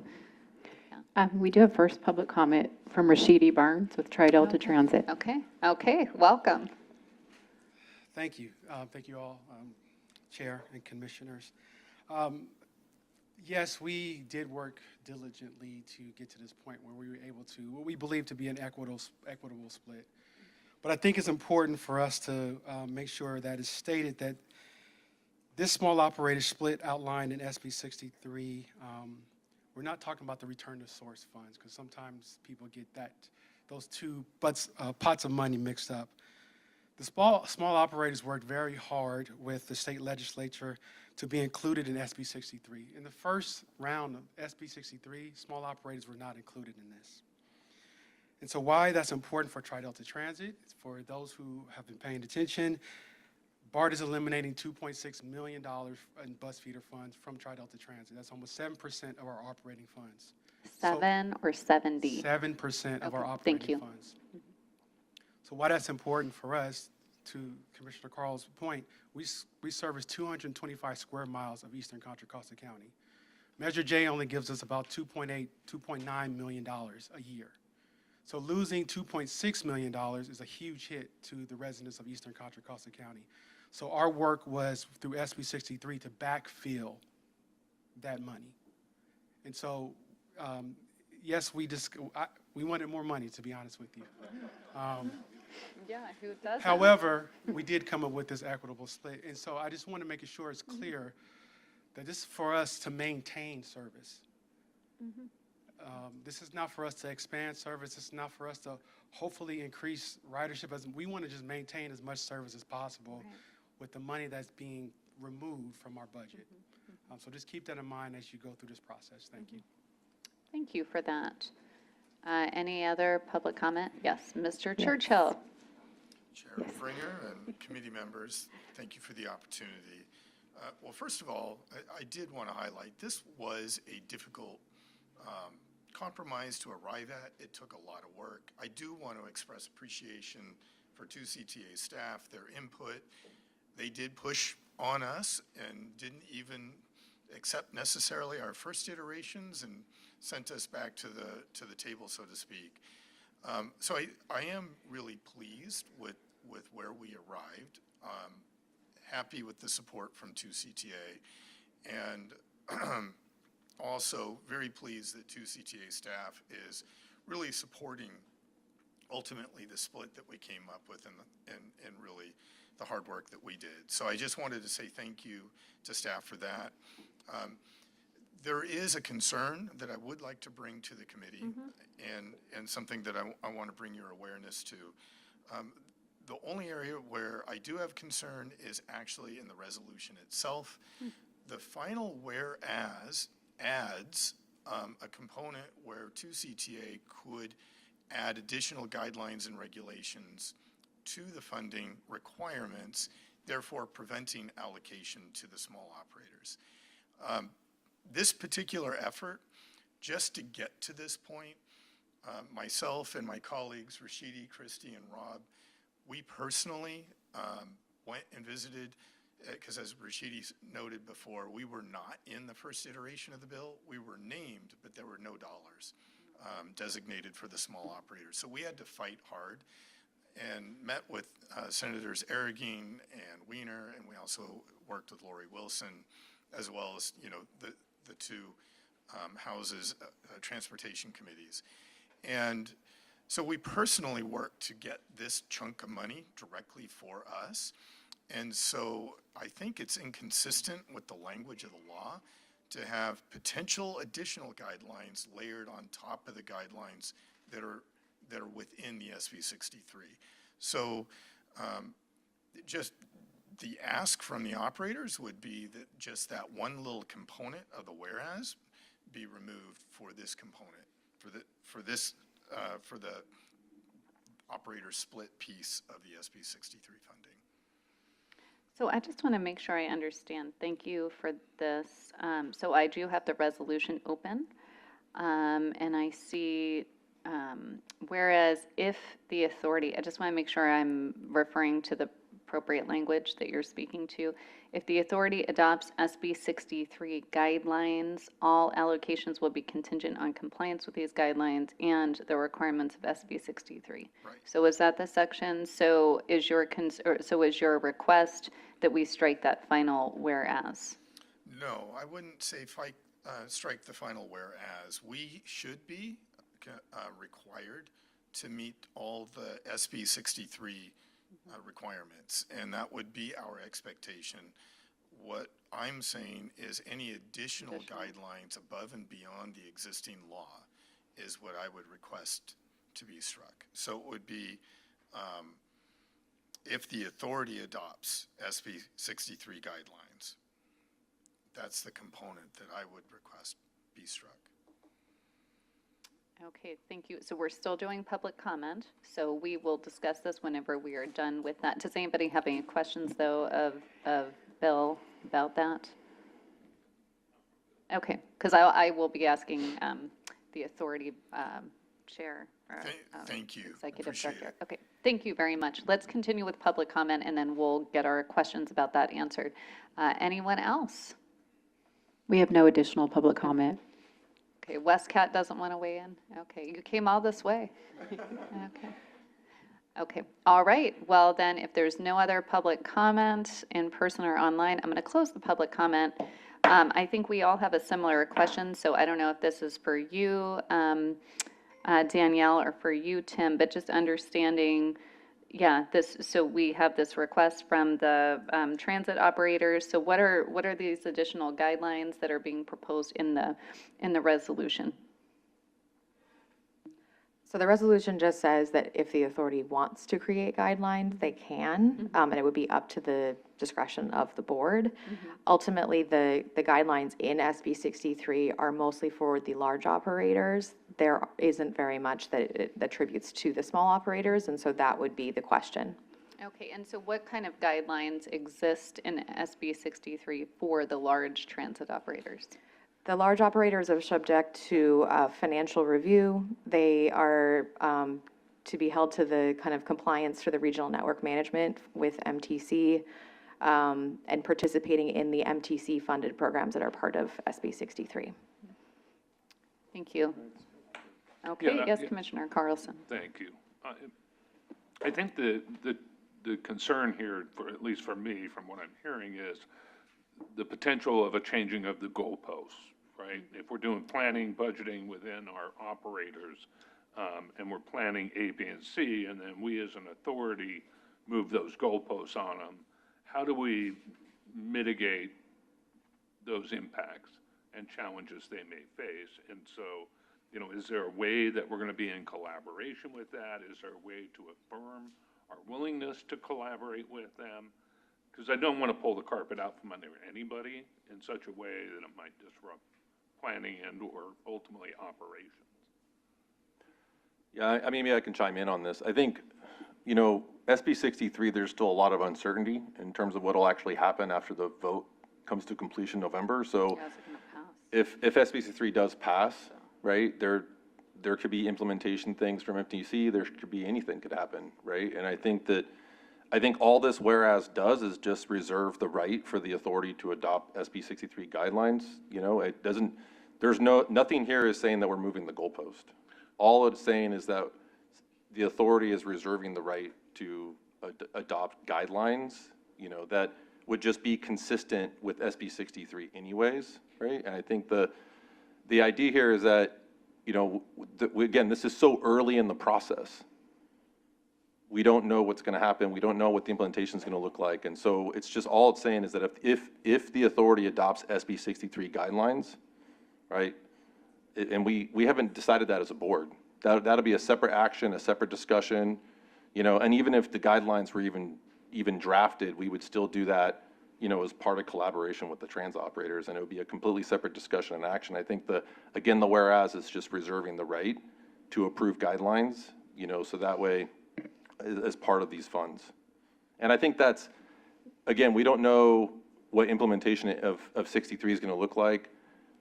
We don't know what types of requirements MTC may put on it, you know, and I think the other thing is that CCTA is the recipient of these funds, and so I think the other thing is making sure that the funds, you know, are actually going to what, you know, right now the voters are being promised a lot of things as part of SB 63. So if CCTA is the recipient of those funds, not MTC, right, these funds are coming directly to CCTA from CDFTA, so like it's ensuring that CCTA is, again, we always have this promises made, promises kept. So I think all this whereas is doing is just reserving the right for the authority to adopt guidelines. And if guidelines are adopted, then these funds would be, you know, would be contingent upon that. And again, there's a big if there, because again, there's a lot of uncertainty. We don't know what the future holds relative to the implementation of SB 63. Because there's going to be litigation, there's going to be all kinds of things coming after November. And so again, we don't know what's going to happen. And so we're just saying if the authority board adopts guidelines, you know, these funds would be contingent upon those guidelines. Right, and so they would be adopted or compiled staff-wise through collaboration with operators or anybody else on whatever those SB 63, because there's more to it than our small operators. But then that would be the time to have the conversation. All right, we're drawing guidelines. How are we going to apply those guidelines? How are we going to change those guidelines? Are we going to do those in collaboration? So I see what you're saying in the sense of this isn't the bottom line. It's when we get to the point, if we draw up guidelines, then it needs to be done. And that would be the opportunity for us to articulate how we're going to potentially change them if we were to change them. But everything's going to be in compliance with SB 63 anyway. Okay. Well, and I think just the concern, though, in hearing from Tri-Delta Transit about losing 7%, I think the concern, and correct me if I'm wrong, is you're looking for some certainty that in an uncertain situation, because we don't know if you're going to get, if this measure is going to pass. But the point is, I think I heard you and Bill say that, look, we're just trying to keep our existing service going. We're going to be budgeting for the use of these funds, and if there's additional hoops, that could delay, you know, our ability. So is that what the concern is? That is correct. Over the next 14 years, allowing for this arbitrary language to remain in this doesn't allow us to have that flexibility to be able to, or doesn't allow for us to continue to provide that service, that certainty of service for funding. Mm-hmm. One of the things that also we are under is called maintenance of effort. Mm-hmm. Mm-hmm. And so we are required to make sure that we are using our funds properly for transit service. So that's already a part of the bill itself. Mm-hmm. So we're falling under that and have to meet that requirement as well. So to Bill's point, this additional level of requirements is going to become cumbersome at the end of the day. And whether I'm here, Tim's here, you guys are here in 14 years, it may change. And so to Commissioner Carlson's point, that goalpost may be moved in 5 years, may be moved in 10 years. And so for those individuals in East County who are dependent on our service, this money, this $4 million is going to go, it's going to be able to, we know it's going to be able to be there every year for the next 14 years. Okay, thank you. Did you have something, Commissioner Meadows? Yeah, Rashidi, what did you say about the supplemental service? Was that Maintenance of Maintenance of effort? effort, maintenance of effort? Yeah, that's- Okay, well, who audits that then? MTC. So Okay. it's Okay. in the legislation, if I'm wrong, it's in the legislation that all operators, including the small operators, will fall under this maintenance of effort clause. And it's actually in your packet, in the fact sheet, you'll see a section that says maintenance of effort, and it outlines what that is. Thank you. And I think just a question I have for you, Tim, is, and again, I don't want to work on guidelines here today. We have a lot of other stuff to do, but I mean, what additional, because I heard you say there's a lot being promised to voters, right, in SB 63 at the passage. So what additional, I guess I'm trying to figure out, in addition to the maintenance of effort that we've already heard discussed, what else would we be auditing through additional guidelines? Like, what other promises are being made that we would need to, that aren't in the measure, that we would need to help enforce or hold accountable? Yeah, I mean, I guess it's important to note, I mean, there's no additional guidelines drafted, right? The goalpost is still the same. We're still being consistent with SB 63 guidelines. You know, and to answer your question, I don't have a good answer for you, quite frankly. You know, I mean, it's hard to tell what's going to happen in the next 6 to 12 months in terms of how SB 63 will be implemented. It'll be litigated. There'll be a lot of things. And so, you know, I'm not saying that that CCTA staff or the board should put additional requirements on these funds. All we're doing with this whereas is just reserving the right that if the board does approve guidelines, that these funds would be subject to them. So if the board did, so let me ask about the process. So let's say we did, okay? So would that come through, would there be, you know, a planning process with the transit operators? Would it come through this body? Would it go to the board? So there's all this opportunity for engagement? Yeah, 100%. I mean, we're not going to draft guidelines in a black box. You know, I mean, it needs to go through a very transparent, collaborative process. You know, we would review the guidelines with the operators. We would probably review it with the stakeholders as they play a key part in this. I mean, we did receive a comment letter on the return to source from Transform and others. So, I mean, there's a lot of eyes watching these funds, right? And so making sure that, again, that the authority board reserves the rights for guidelines is really up to the authority board's discretion. Okay, thank you. Okay, so yes, Commissioner Armstrong. Well, thank you. I appreciate all the collaboration between the operators and CCTA thus far, and I believe as guidelines in the future will be established that there'll continue to be collaboration. But I do think with all the uncertainty that's still clouding around there about SB 63 and what it'll end up being, I still think it's important to have some kind of a accountability language as well as CCTA flexibility to get it right. And so I really don't have issues with the language, that final whereas. A lot of the resolutions that we develop at the local level provides us flexibility if things are going to change, just because everything is not 100% certain at the time you come up with some of these resolutions. I don't think this constrains, to me, the operators. I know that it sounds like they feel a little differently, but I'm okay with the language with the way it's written. Okay, thank you. Is that a motion? No? No? Okay. Okay, anybody else? Any thoughts or, and I think I would agree with you. And I hear what the transit operators are saying. And I'm also hearing a commitment from Tim that if guidelines are established, that it will be a collaborative process and it'll be coming, for example, to this body. So that gives me some reassurance, because I do understand the challenges and the concern about moving the goalpost and so forth. So, yes, Commissioner Meadows.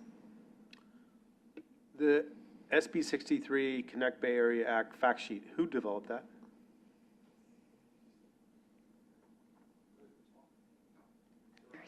MTC. MTC, okay. Well, then, so going back to what Rashidi said about maintenance of effort, East Bay bus agencies must maintain existing levels of funding for running their transit services. How are you going to guarantee, I mean, you got outside sources, right? Where does your funding come from? Doesn't it come from multiple sources? 73% comes from the state. So how you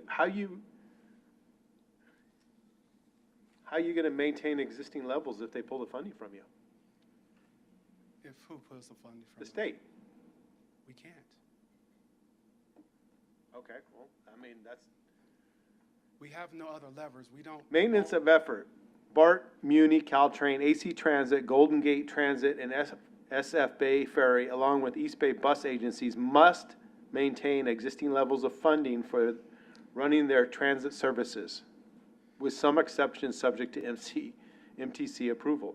So you must maintain your existing levels. It's saying levels of funding.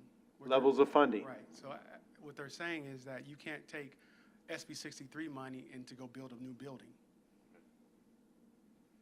You have to use that money for. I'll read it, but whatever. Okay. The point here is there's a lot of. I'm not trying to dig at you guys. I don't know how you guys can guarantee your existing levels of funding when you're relying on outside sources for your funding. Because if the state decides, I'm not going to give you funding, you're not going to have the existing levels. You're going to have less. That's what we're going through with the federal government. That's what we're going through with the state. That's what we're going through with 2CTA, and that's why we're trying to ask that whereas be removed so that funding is stable.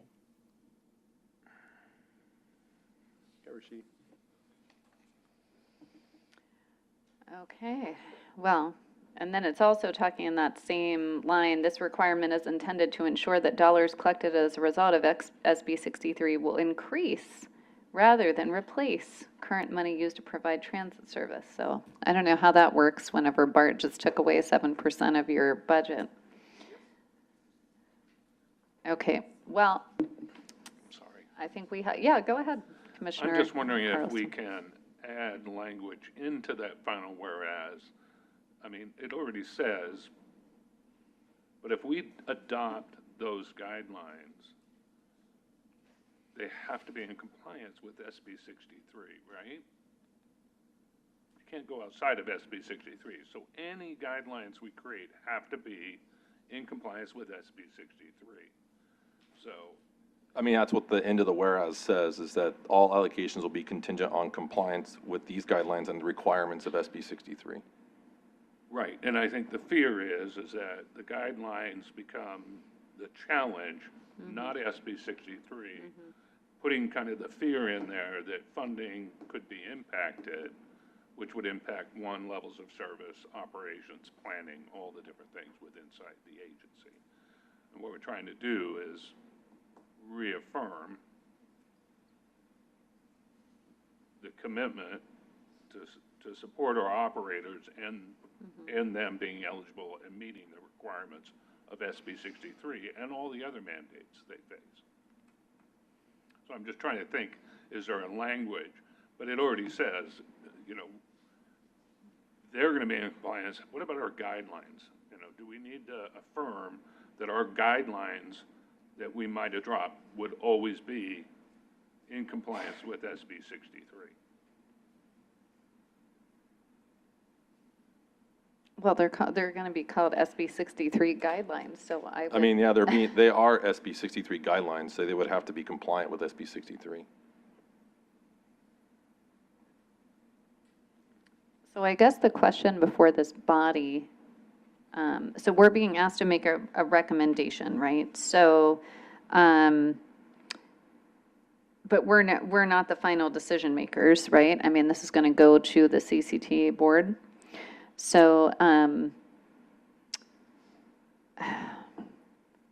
trying to figure out how we can move it forward, but make sure that the body itself knows, that this is a point of a point of discussion. And I don't know that, We would put it like, so in the staff report, right, whatever the discussion here is, like in the planning committee, where it says changes by committee, like we would essentially just note the discussion there, you know, relative to the discussion around guidelines. But, I mean, keep in mind, guidelines have not been prepared yet. We don't know if there will be guidelines prepared. We don't know if guidelines will ever be prepared. This is doing is reserving the right to prepare guidelines if needed, as we don't know what the implementation of SB 63 will look like in the future.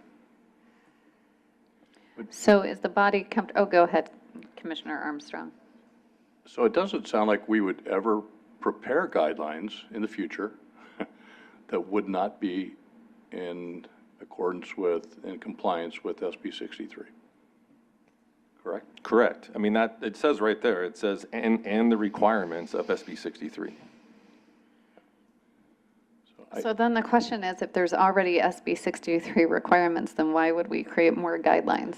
I mean, That's the uncertainty, right? All this is doing is reserving the right for the authority board to be able to approve guidelines if necessary, you know, on that potentially would guide the development or guide the investments of these funds.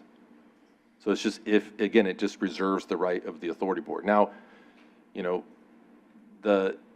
you can remove this and come out and it'll circle back eventually, but I think it's our recommendation to staff to making sure that there is at least you're reserving the right to prepare guidelines if needed or if required by MTC. It's the same reason why we're doing this today. The trans operator split, the reason why we're doing this today is because all the 5 counties are being asked to do this for MTC to start developing a framework around SB 63 so we can prepare for implementation if the measure is successful. So if there's other things that come from MTC in terms of, you know, what they want CCTA to do relative to implementation of any of these funds. And this even goes hand in hand with the return to source, because we're going to have the same conversation with return to source funds because we're recommending guidelines for that as well. So we're just reserving the right to have guidelines for this particular item.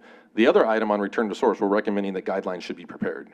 You know, I mean, because it's a program framework and that needs program design. But this one, we're just reserving the right to prepare guidelines if they were going to be prepared or if needed in the future. Yeah, and I totally understand that, and I get it on the return to source. This one, because we're talking operators, and it's kind of like they have a business to run, and now we've added, and you've mentioned it many times, SB 63 uncertainty. This adds for them an added layer of uncertainty. So, you know, and we're trying to work together to bring stability to transit, and having internal conflict and concerns I don't see that bringing us together in trying to solve what we're trying to accomplish.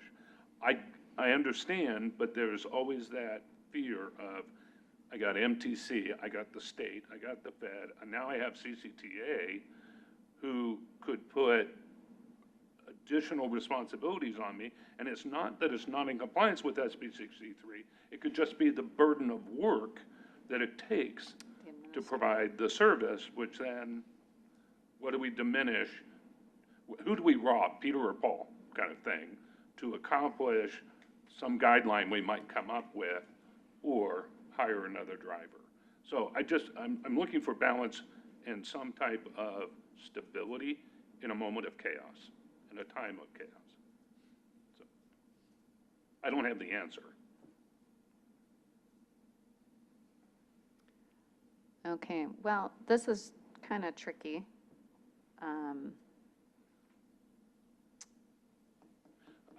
I think at this point, maybe we, if there is a motion to move this forward as is with the note about this robust discussion and having the board ultimately decide if that whereas remains. That's what I think might be the most appropriate. And we can speak to this discussion. I'm sure we're going to have this discussion again with our colleagues. At the board, what we don't really have here, I don't think, is anybody on a transit operator board here? I know I'm not. Okay, so I think that that are you Commissioner Armstrong? Okay, so I think that that perspective is missing. And not that we don't value your perspective, but the point is that there are board members that are also sitting on your boards. Could there be a motion to move this forward with the whereas included? But I would like to see, just the staff report include that there was robust discussion and we'd like to get this resolved at the board level. So would somebody be willing to make a motion along those lines? Yeah, I'm happy to make that motion in the sense of approve the split, and recommend and direct staff to bring forward the resolution for further discussion, because this is not the end all right here. It all has to go to the board anyway. And just call out that last paragraph for, that last whereas for discussion with the board. And again, it's going to be shared in the staff report. The concerns we've raised here and the concerns the operatives, somehow I think they'll be at our board meeting too. I think so. And that's my motion. Is that Okay. under? I'll second.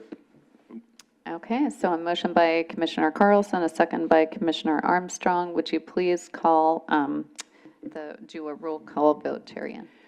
Chair Obringer, I know you've already called for public comment and it's closed, but I do want to bring to attention that somebody has raised their hand during the extensive conversation that we've been having since public comment. Do you want to move forward with the motion and the vote, or do you want to hear the public comment?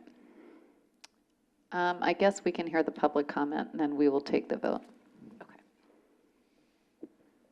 This is Judy Barrientos. Hopefully I didn't mess that up, with ATU.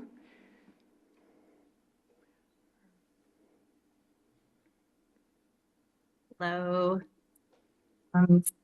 I'm just here to support my job. I mean, I work for County Connection. I'm the president of the union.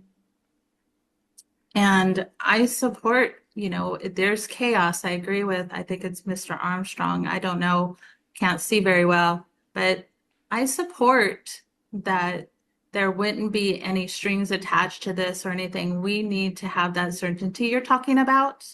We need to feel comfortable in our jobs, not having the stress of what's going on outside with the funds that's not being received and things like that. And we need to make sure transit is running and there's not any issues. And if SB 63 does come through, it is to make sure we have what you said, the same amount of transit. And if we don't have those funds, SB 63 is there to support that.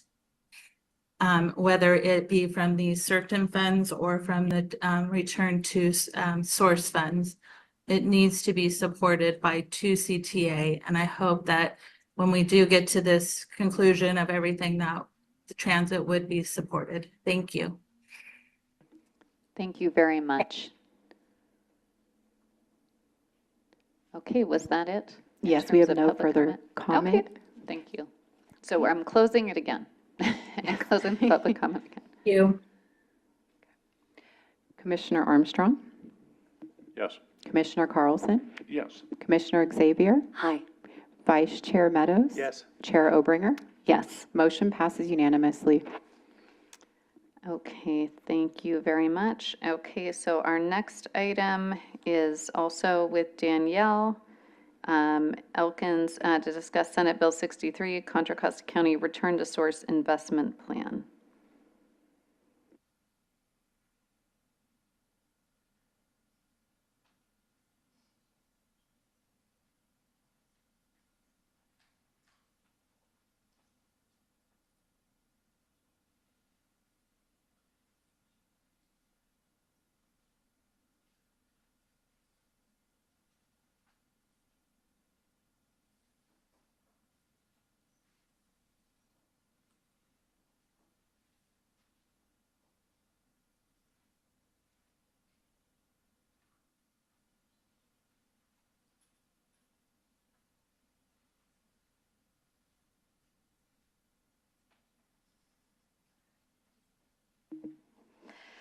Okay, moving on to our next item. This is the discussion around the SB 63 Return to Source Investment Plan. Wanted to share first, the timeline of what it took to get to this place in our conversations. In October of 2025, SB 63 was signed into law. In May, we started the conversations at our our monthly general manager meetings. In June, we continued this conversation and, really discussed, we'll show you in the slides what we discussed, the options and talking about some of the split. And then we are now bringing this to the CCTA board in July. We will have to wait for the results of the election in November. And then in 2027 is when we would develop any guidelines related to this or an initial call for projects. So looking at the legislation as it is written, as I mentioned before, CCTA is the designated county transportation entity. As part of SB 63, 19.20% of all revenues generated in Contra Costa County are available for public transit expenses and roadway repavement projects on roads served by fixed route transit. Again, we're using the fiscal year 2031 projections, so 19.2% of 138 million is 26,496,000 that would be going towards return to source annually. So we used a lot of our public engagement feedback as our starting point for this conversation, particularly you just heard about where we're at with our CTP. We used our CTP survey results to really inform and, as I said, start this conversation. What we heard from the public is that they really prioritize, they want regional transit connections to be easier and smoother. They want accessible, seamless transit, which means better last mile connections to transit, including mobility hubs and access to multimodal options, places to charge, places to gather, as well as connect to commercial activity. They want a show up and go transit network that involves both fixed route and microtransit and getting people to not have to wait to go where they need to go.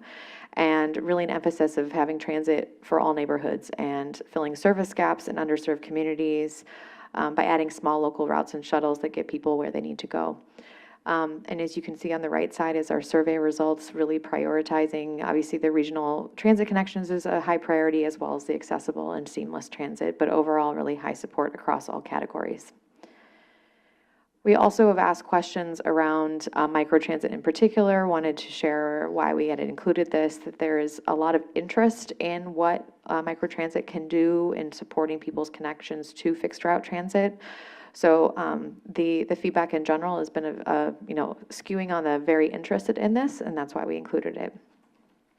We also looked at our integrated transit plan survey results, and the different colors are kind of the difference between our non-riders, our infrequent riders, and our frequent riders. And you can see how the priorities change slightly, but overall, when you look at the sample size, the highest priority were for things like fast and reliable bus service, real-time updates around bus arrivals and locations at stops and transit centers, more frequent bus service, safer and better connecting walking and biking paths to public transit. So again, that last mile connectivity, expanded bus routes that serve areas not currently served by public transit, a single app for planning, booking, and tracking public transit in real time, looking at low-income fare programs, low-cost, on-demand shuttles for local trips, so that last-mile connection, more late-night, early-morning weekday service, more weekend service, and then a lot about signage, map, wayfinding, which we also had included. So when we had the conversations with the general managers, we did Mentimeters throughout our meetings and trying to understand how we should prioritize the funding for the return to source from SB 63. The most heavily supported were the supporting fast and reliable service and supporting frequent service. That kind of bleeds into the conversation around TSP, which is transit signal priority. We want the buses to go fast and get priority, so how can we invest in the signal infrastructure to make that possible? And we also talked about, the wayfinding, bus stop enhancements, safety improvements at bus stops and on buses and at transit facilities as being really important. And then we also included pretty decent support around mobility hubs, scheduling and digital tools to support operations, safe walking and biking paths. So again, that connectivity to transit, microtransit, on-demand shuttles, and then the affordable fare programs. And not surprising, the lowest priority was transit priority corridor paving. I'm sure if you asked the cities, they would feel differently, but that's why we included everything.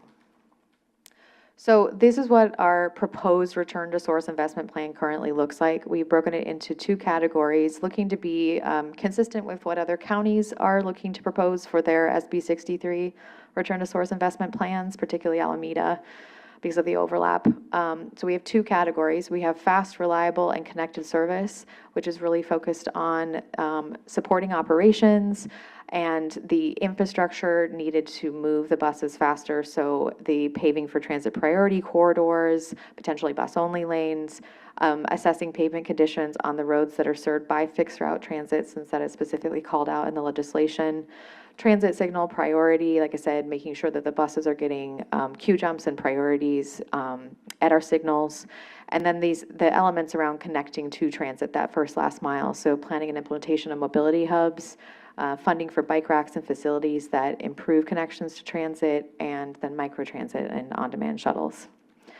Our second category is safer, easier, and more convenient travel, which is more focused on the user experience, since that's a lot of what we've been hearing from the public. So really focused on wayfinding, real-time information, trip planning, and digital tools for the public. Additionally, looking at safety, cleanliness, and accessibility enhancements for both buses, at transit facilities, at bus stops, at BART stations, at ferry terminals. Additionally, the reduced fare and transit pass programs that we've spoken about a lot. So what programs can we continue to support for students, older adults, people with disabilities, and low-income residents? And really matching in compliance the goals of regional network management that MTC has been working on. We also wanted to include, because this has been a really high priority, the focus on older adults and people with disabilities in our accessible program. So continue to further the implementation of the Accessible Transportation Strategic Plan. And then we also talked about just the necessary updates on the back-end data systems in order to enable all of this. So what can we do in terms of data and technology modernization to further support the operators as well as improve the rider experience? So when we're looking at the feedback from the general managers, we were talking about we want the outcomes, the ultimate outcomes of these investment dollars to be. And a lot of them, as you can see, we did the little symbols that fall, what side of the investment plan these priorities would fall on. So looking at increasing ridership and improving the customer experience, really creating a reliable service, having transit ridership continue to grow. Really, it continues to double down on how do we improve ridership and how do we improve the user experience, which then hopefully increases ridership and continues to support a robust system. So as we were doing the discussions on the Mentimeters at our last meeting, we did a Mentimeter to kind of see what will be the potential funding split between these categories. And we got 61% and 39% in support for these categories, which is why we proposed that the potential split between these could be 60% for the left side and 40% for the right side. But like we've talked about before, this would require future guidelines to determine the details of each of these categories, the requirements associated with those categories, and CCTA's role within the call for projects and how we would have to, develop capital programs over the long term of the measure to fund the more robust capital projects such as our transit priority corridors and our mobility hubs. So what we are recommending is approval of this return to source investment plan and the development of further implementation guidelines prior to allocations. The guidelines would come at a later process. Like I said, they wouldn't happen until next year, until after we know the result of the election, as well as any of the guidance from MTC in terms of implementation. And that is it. Thank you. Thank you for your presentation. Do we have any questions from the commission or committee? No? Okay, thank you. Any public comment in the room or virtually? Yes, we did receive a written public comment letter, which was shared with the committee it was a joint from Transform, Public Advocacy, Seamless Bay Area, and Urban Habitat. And then we do have 4 additional public comments, 2 in person and currently 2 online. Okay, thank So you. the first one is Rashidi Barnes, Tri-Delta Transit. Okay, thank you. And I do just want to say, I knew this was going to be long, but I didn't know how long. So I'm going to have to get up at 3:40, so it has nothing to get to another meeting that I can't reschedule. And I will be turning over the leadership of the meeting to Vice Chair Meadows. So I just didn't want people to think I was not interested in your public comment. So I have this timed down to the nanosecond according to Waze, so. Okay, so let's begin our public comment. And I'll keep it brief. 2CTA worked very hard in making sure that the return to source funds, an abundance of return to source funds came back to Contra Costa County. Tim did a great job with that. I do have some issues with a couple of the whereases in the resolution, specifically number 5 and 6.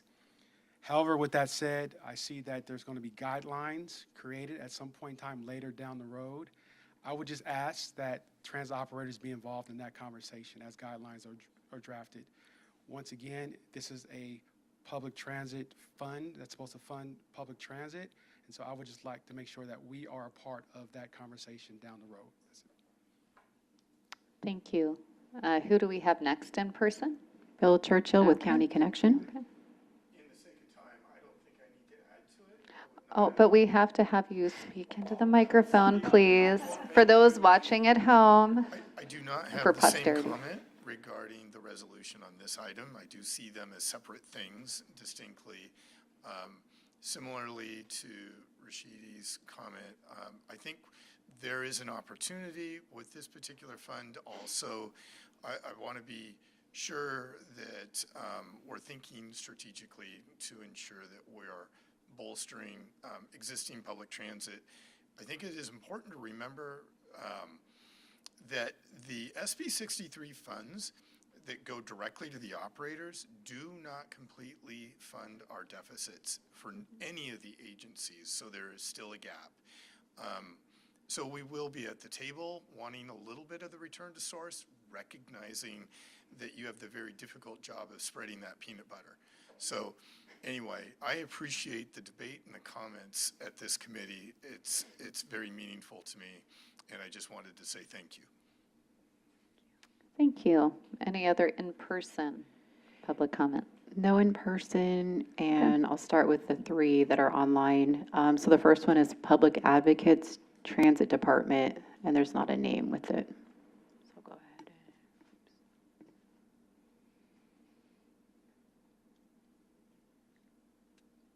Are you there? Oh, they disappeared.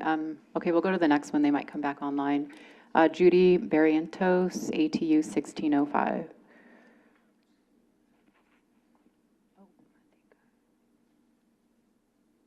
Hello, thank you for letting me speak again. I have gone through the plan or the whichever you guys call it, the kind of plan that you guys have made up, and I think I'm just concerned. When I read what happened with the surveys, it seems that most of that surveys is about what they really need. They need reliable service, they need faster service, they want safe service, bikes and pedestrians to be safe.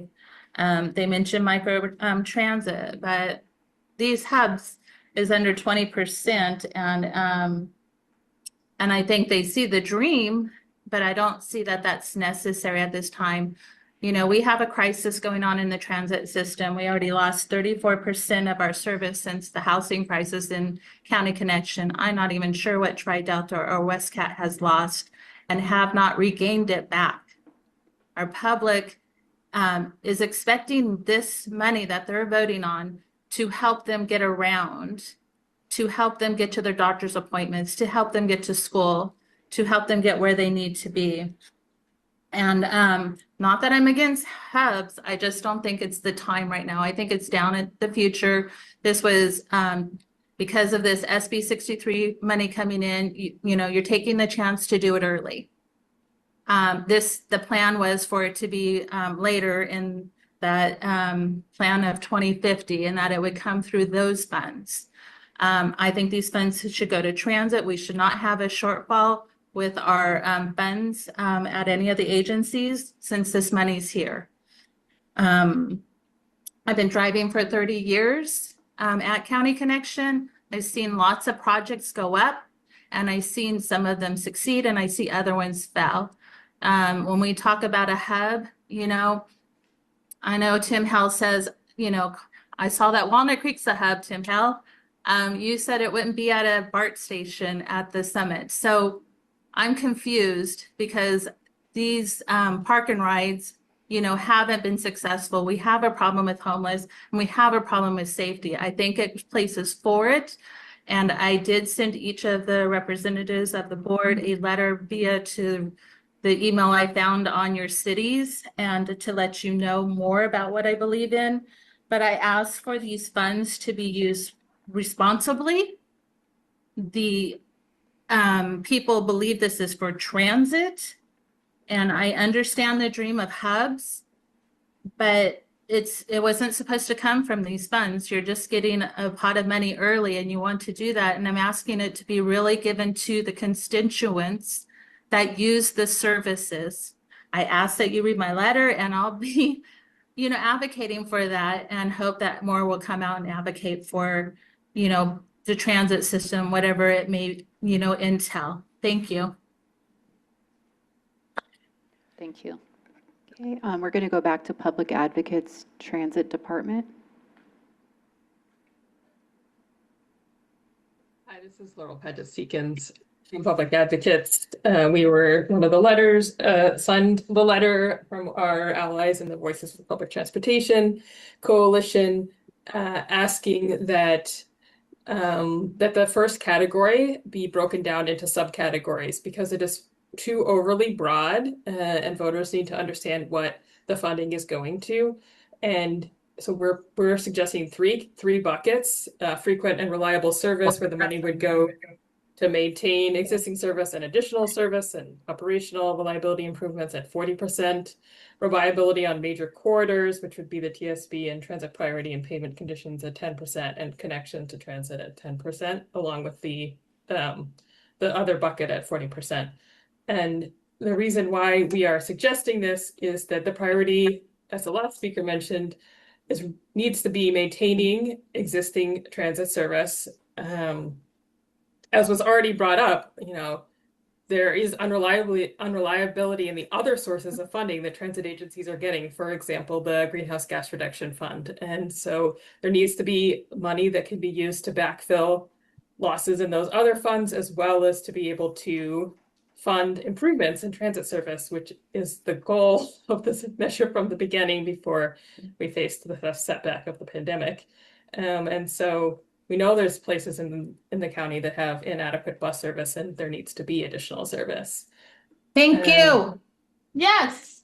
The funding should also be used to upgrade bus stops, accessibility improvements, and the fare and fare programs, and paratransit and services for people with disabilities. So we're asking that those transit needs be prioritized above funds for repaving. And then if there are funds for repaving, that they be tied to these reliability improvements for transit, like transit priority, bus lanes, TSP, bowl belts, those types of things. So it really is a transit funding. I will note you talked about comparisons to other counties. Alameda County didn't include any funding for paving in their plan. That this really should be a measure for transit funding. Okay, finally, after 1:30, 2:30, 3:30. Hi, Alan, I'm finally back. Are we able to mute? That meeting with. Okay, and then the final public comment is from Brian Culbertson. Hello, my name is Brian Culbertson. I'm a full-time transit rider. I don't own a car. And I also have been around collecting signatures for this measure to make sure that I and all of my fellow neighbors have reliable transit. And so what I wanted to comment out is that the priority of where this money goes should be to frequent and reliable service. That's what the surveys tell us is the most important thing to the people who are going to be voting for this measure. When I was out collecting signatures for this measure, the thing that people cared about the most was frequent and reliable service.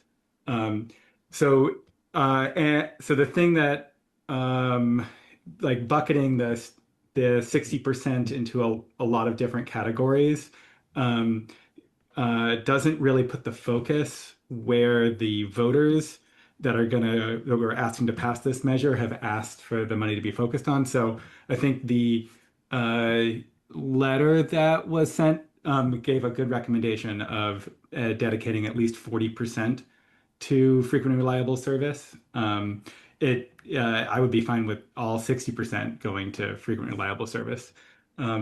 There's been a lot of cuts already. And friends that it's harder to visit because service has already been cut. So I want to make sure that not only do we recover to the levels of service that we had in 2019, but we expand on that. So thank you. Thank you so much. That does conclude our public comment. Thank you, Terry Ann. Any other comments from PC? Is there a motion? I would move to follow staff's recommendation. Second. Terry Ann, could you conduct a roll call vote, please? Commissioner Armstrong? Yes. Commissioner Carlson? Yes. Commissioner Xavier? Aye. Vice Chair Meadows? Yes. Motion passes with Chair Obringer absent.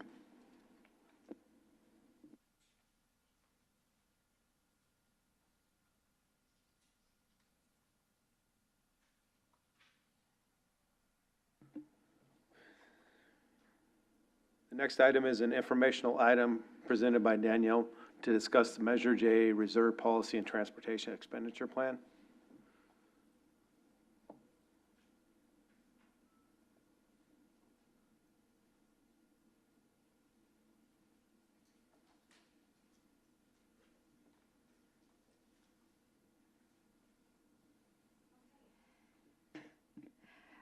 Now we'll be talking about our Measure J Reserve Policy Overview. So the conversation really goes back to when this policy was adopted in 2022. We did this in order to address Measure J, which was approved by voters in November of 2004. It was a half-cent transportation sales tax that extended our original Measure C for 25 years until 2034. The TAP expenditure plan created as part of Measure J assigns funding for specific projects, and it was proposed to be totaling $2 billion in 2024 dollars. Subregional equity was based on the estimates of 2020 population, and really what inspired the creation of this policy is that there was never a line item for project financing or contingency for any revenue reductions over the life of the measure. It also does not set priorities should that happen. As the operators mentioned, we've been impacted greatly by the lost revenues of the Great Recession of 2008. We lost 28% of our revenues over 25 years that were predicted for Measure J. So overall, we have $1 billion left to be spending on projects and programs, which is $445 million less in revenue for capital projects and $605 million less in revenue for our programs. We have, as we've done our strategic plans and our updates to our expenditure plan, we have had to adjust, and you can see kind of the difference where we've had to positively or negatively adjust our strategic plan in order to account for these economic downturns and uncertainty in the economy. We've adjusted our annual sales tax projections accordingly, and you can see here that the kind of baseline, what we were projecting originally as part of our strategic plan in 2022 versus what we adjusted it to be in 2025. We're still looking at the green line, which is the conservative, versus that purple dotted on the top is optimistic. There's a lot of still uncertainty for the rest of the measure in terms of how much revenue we'll be taking into account for the covering of our capital projects. So looking at where we have had to cap our expenditures for our capital projects, you can see these are the large projects that were part of the expenditure plan. Some of these projects you can see there was a higher spend on them because they were earlier in the measure and the dollars were already spent before we were able to make some reductions. In some cases, we're able to go and get federal grants to make up the difference. But we have these outstanding obligations to continue to pay off the bonds associated with our capital projects and programs. So where we're at in terms of delivering on Measure J in the strategic plan, we have $791.7 million programmed in our last strategic plan. We've expended $720 million, so 91% of that as of July in 2024. That relieves only $70.8 million to be expended. So it limits our ability to continue tightening any caps on our capital projects because they have already been delivered. 84 out of 96, so 88% of our projects in the strategic plan are either completed or under construction. And our remaining projects include remaining phases of 684, 80 San Pablo Dam Road, 80 Central, Pacheco Boulevard, Innovate 680, and the Norris Canyon Bridge and the James Donlin Extension Replacement Project. Additionally, we have so many that are dependent on our programs, whether they're transit or TDM or student programs across the county. So this is just a look at the overall expenditure and what was anticipated in revenue for these programs. So the reason that we created the Measure J reserve was to address these emergencies and unforeseen conditions. It was a tool to minimize the impact on our programs that we showed during recessions and address any unfunded liabilities should Measure J expire without an extension. This is funded by the revenue windfall that we have each year. So over the remaining years, this started in fiscal year 2023, and I'll explain a little bit more of what that means. So the eligible uses as approved by the authority in 2022 are priority projects and programs identified by the authority as eligible under the expenditure plan.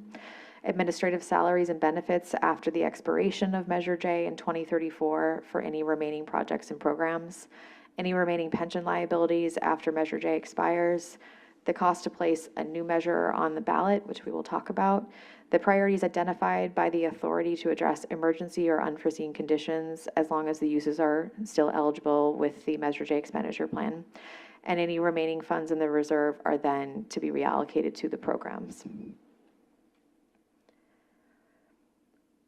So how are we funding the Measure J reserve? I mentioned that windfall. The windfall is calculated between the difference between the projected sales tax revenue of a given fiscal year and then the actual revenue collected over that fiscal year.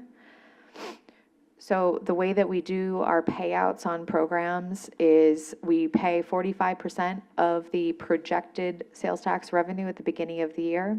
We then pay the next 45% in the spring. And then we wait to see what the actual collections are for sales tax at the end of the year. We hold back that last 10% just in case it comes in under, below that final 10% and below 100% of projections. If it is below 90% of projections, the funds will stay withheld. That last 10% will not be given out because it was not collected in sales tax revenue. If we receive between 90 and 100% of the projected revenue in our collections, that difference will be paid out to anyone in our programs. If we come in at over 100% of projection, what it used to be is that we would give that money back to the programs in the following year fiscal allocation. The main difference after the Measure J policy is that now that anything over 100% of projection is now being built up in our reserves to account for future economic downturns. So when that looks like in these this is a visual just representation of, we used to give it out in the 25% throughout the year, and we would give out again, anything that came in over 100%, we would pay out in the following year. Starting in 2023, that anything over the 100% is what then was being put into the Measure J reserve fund. So this is our current balance for the Measure J reserve. We have just over $18 million in there currently. If you divide it up based on the Measure J expenditure plan, you can see that the transit portion of that is about 17.2% and about 3.2 million available within the reserve fund. Other commitments that we have made so far using our reserve funds, earlier this year, the board authorized using the interest on the Measure J reserves to fund our next transportation expenditure plan. So our current interest available in the reserve is 2.9 million. That 2.9 million was allocated towards the contract for the creation of our expenditure plan. That assumption is based on using the anticipated interest for the following 3 years, so including fiscal year 26, 27, and 28, making an additional income of 1.6 million to be able to pay for the full cost of an expenditure plan and the ballot costs as well to get that on the ballot.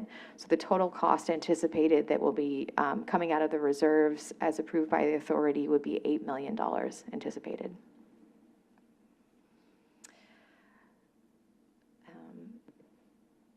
And that is it. Any questions? I just wanted to quickly add on this. I think just really quick on this presentation, this is really for you and also for the authority board, because I realize that there are a lot of new board members when this policy was approved in 2022. And so this is really for knowledge building of why we have this reserve policy, how it works, and how we're building this reserve to be able to deal with the, uncertainty in our economy. I will say this is real. When me and Hisham were doing the 2022 strategic plan, when we did the projections on that, we had to reduce the entire portfolio of Measure J by $100 million overnight, based on a projection, right? And within that $100 million, I mean, Hisham and I, and thank God Hisham is as creative as he is, we were able to absorb that $100 million into the capital side once more, right? And not affect the programs and the program recipients, which includes the return to source to all the local jurisdictions for paving. So that $100 million, me and Hisham, if this happens again, which we don't know what's going to happen in the economy between now and 2034, as noted in the presentation, there's not enough funding on the capital side to cap the projects further because of existing commitments, as well as because of the existing commitments and the existing shortfalls, right, or future commitments, right? So based on that, to where they're only receiving 67% of their intended revenue. So the programs would be also capped. And that would be all programs, including for the trans operators, including for the cities for return to source. And so this reserve program is really intended to be able to cushion for those economic downturns, to provide stability in the revenues, for program recipients, like the trans operators, like the cities, TDM, et cetera, right? And so, and I just want to emphasize that CCTA in 2034, right, we have an obligation to meet our expenditures and our projections in 2034. And so for us as CCTA, we have to be fiscally responsible in terms of how we're doing that. And we believe that this reserve program is a really important one to have to be able to absorb those economic downturns. So I just want to make sure you all understand the policy, the way it works, the background, the why, all of those things. For this continued discussion today, and be able to ask any questions you might have about the program and how it works. All right, thank you. Are there any comments from the committee? Commissioner Carlson? Yeah, so it kind of threw me for a loop, and I just want to try and understand. And I came on the board in '23 as we're doing all this. The Measure J TEP sets the funding allocation percentages, where we're going to invest that money, right? So whether it's programs, capital, and what you're saying is, or what I'm hearing is, I don't want to put, when we had shortfalls, we didn't necessarily hit programming. We met those percentages. Is that, you understand what I'm trying to get at without actually saying it? So, we only brought in 100, we anticipated 120 in that year in Measure J, but we only got 100. So did we follow the TEP in the sense of the percentages that went to programming and operations and capital and all those different things? Or did we kind of put that out over the life of Measure J and say, well, we can take it from capital and keep programs and other things fully funded? That's what I'm trying to understand. Yeah, I mean, your last statement's actually completely accurate. So we took it from capital. Right. And we continue to fund the programs as is. Which meant, in a sense, we overfunded certain programs because let's say, capital was supposed to get this percentage, 10% of the Measure J dollars, and some other, return to source was supposed to be 4%. We gave them 4% of 120 million, and we kind of shortchanged capital. No, it's because you're doing those formulas based all the way to the end of the measure. Okay, that answers. It's not based on the actual annual allocations that we're handing out. What Hisham does is Hisham can walk you through the process, but he's doing a projection all the way out. Right. And then he's taking 42.5% over to capital, 58% for programs, and then he's running the formulas, right? And so when he's running his big financial model, right, where we were capping things was on the expenditure ply because that's where we had the most flexibility, but now we don't have that flexibility because we have a $45 million a year debt service payment and we've delivered all these projects, and technically it's 42 million. I misspoke. It's 42 million of debt service per year. So so it's not that and I'll let Hisham go through the process, but it's not like we were robbing from Peter to pay for Paul. It wasn't like we were doing that or overfunding one thing or another. It was mainly you're looking at the entire portfolio across the projects and programs. Thank you, Tim. I think you covered it well. Just as you know, the way we allocate funding for project is different than programs. The TEP basically set the percentages for the programs. For a capital project, it set a fixed dollar amount in 2004 dollars. So had we not imposed an expenditure cap, we would basically spend money that we didn't have because our revenue projection did not really materialize as was expected in 2004 because of the Great Recession mainly.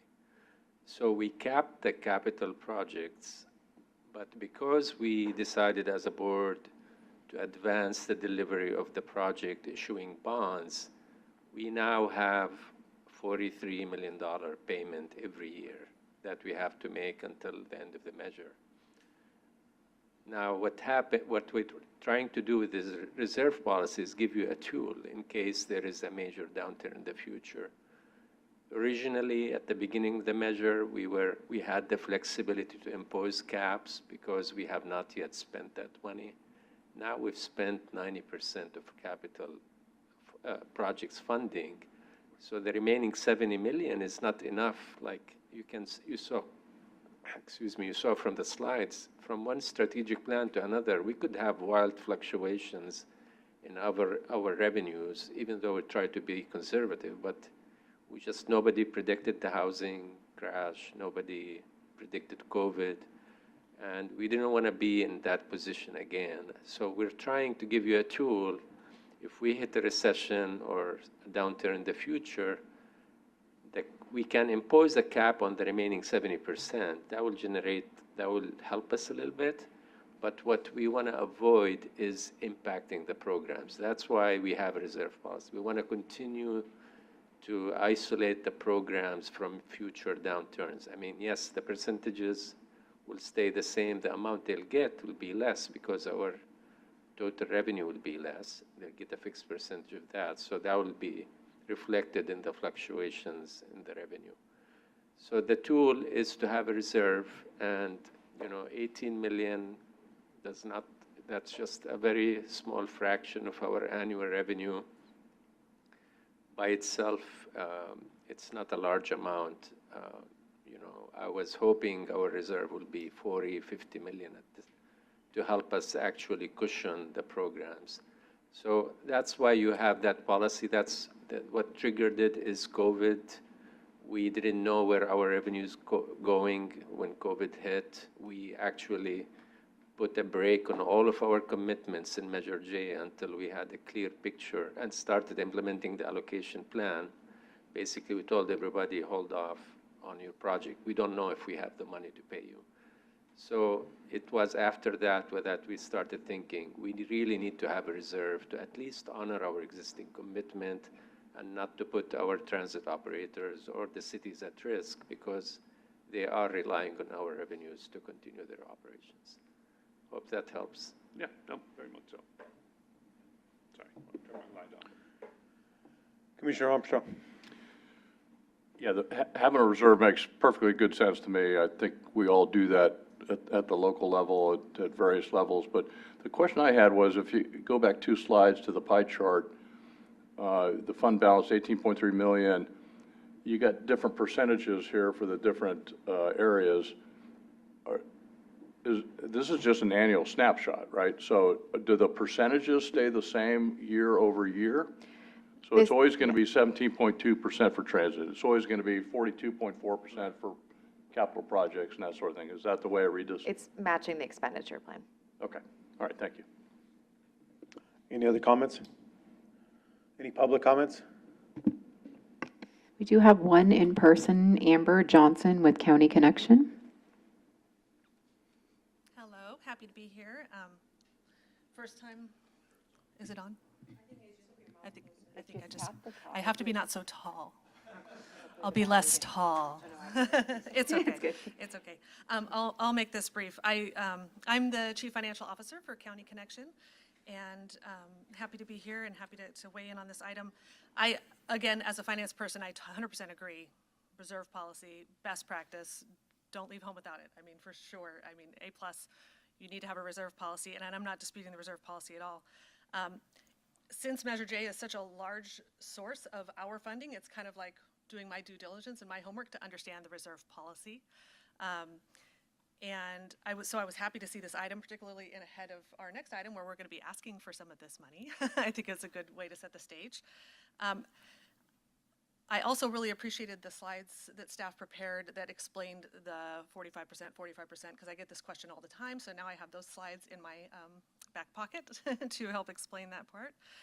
My question is, and I'm sorry, I'm not trying to be nitpicky, but in the staff report itself, so your presentation talked about the Measure J reserve, that's the windfall reserve. The staff report also talks about the other Measure J reserves, and then there is a paragraph that kind of implies a third reserve, but I'm not sure that was the intent of the paragraph. So it says, in addition to the Measure J reserve, the TEP includes additional program reserves, and states that with respect to transit operations, the authority will allocate funds, et cetera. It's at the bottom of page 3 of the staff report. So I just want to confirm there is no third reserve. That's my first comment. My second comment is on there is an additional reserve that is applied to programs 14, 15, 16. These are the transit operating reserve programs. So just a statement that by applying this windfall reserve to all programs and a transit reserve, transit is getting a double hit on Measure J reserve policies. And my understanding, and staff can help me understand this, again, this is my homework assignment. The program 14, 15, 16 reserve, or the TEP reserve, as I've called it on my end, puts money aside when sales tax revenues increase at or above CPI. And then it says those funds are available for smoothing when sales tax returns don't meet CPI. So I feel like it's either one or the other. Either you're adding to that reserve or that reserve is available. So just hoping I understand that correctly. And that's what I wanted to say. Thank you. You want to do this or you want me to do it? I can speak to. So there are multiple reserves. So we're talking about right now we're talking about the Measure J reserve. As was mentioned, the TEP also creates a special reserve for programs 14, 15, and 16 that is based on when sales tax revenues increase above CPI. It has not been triggered very often throughout the life of the measure. The balance of that is only $954,000. That is only available for smoothing, so that is when we come in below 100% of revenue, that is available to meet the difference between whatever the actual is and what the projected was. That is a specific rule associated with that is in the expenditure plan. There are restricted reserves associated with Program 15. We are not talking about that. We are talking about the Measure J reserve, which is specifically what we're talking about here, which is the 18.3 million, of which 3.2 is kind of the transit portion of the reserve. This reserve is to overall look at the balance of our budget and making sure that in the future, if we need to balance, if our revenues are coming in below 90% or between the 90 and 100%, that we have this opportunity to use this across all of the programs to help make sure that there is not a hit to any of our programs in a given year. Yeah, I think that's really, I'm actually really glad we're having this conversation because there's been a lot of questions. Amber, you've had a lot of questions. All of you have had a lot of questions about like, how all does this work, right? And so I think it's good to have this conversation, in this forum. And there's multiple reserves, built in. And the one that Amber's bringing up is specifically a transit reserve, right? And I just want to read the language specifically from the expenditure plan, because I think it's important, just for everyone to understand, is that for transit operating programs, so again, just transit operating programs, that's bus services, seniors, express bus, 14, 15, 16, for years in which sales tax revenues, essentially these windfalls, increase at or above the change in the CPI, the authority will require that each recipient operator return up to 3% of its annual allocation to accumulate in a reserve. So talking with Peter and others, like basically CCTA held that reserve, like on behalf of the operators. And then the reserve would be available as a contingency for application when one or more periods of decline in sales tax revenues in an inflation-adjusted dollars, so today's dollars, requires application of those funds to quote-unquote smooth out the flow of revenues. So the reserves will be available to sustain operations in the event of such economic downturn. So the way we look at these funds is they're not, again, it's not available to be like upon request. Like these funds specifically say that they're used to smooth out economic downturn, right?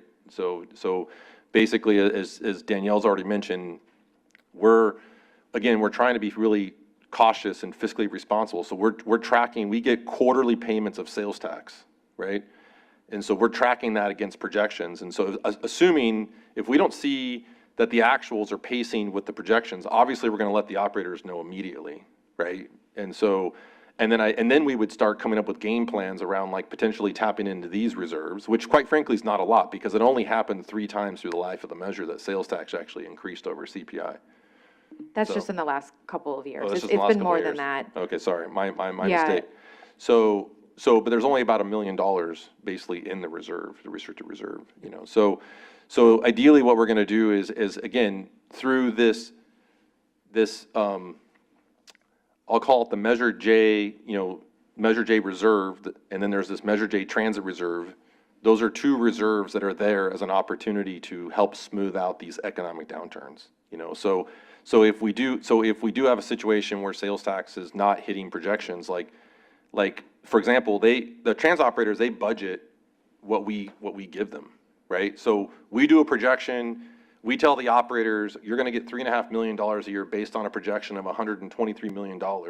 They put that in their budget, so they're kind of depending that they get that $3.5 million. And so our commitment and goal to them is to make sure they get $3.5 million.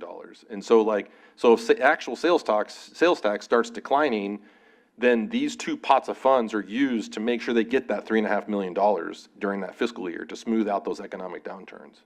So that's really the purpose of these two reserve pots.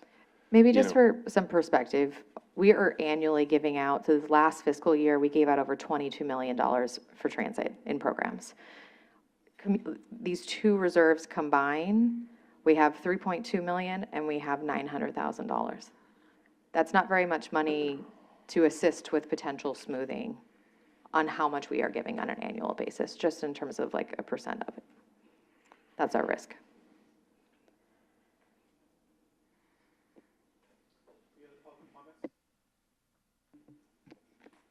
We do not have any further public comment.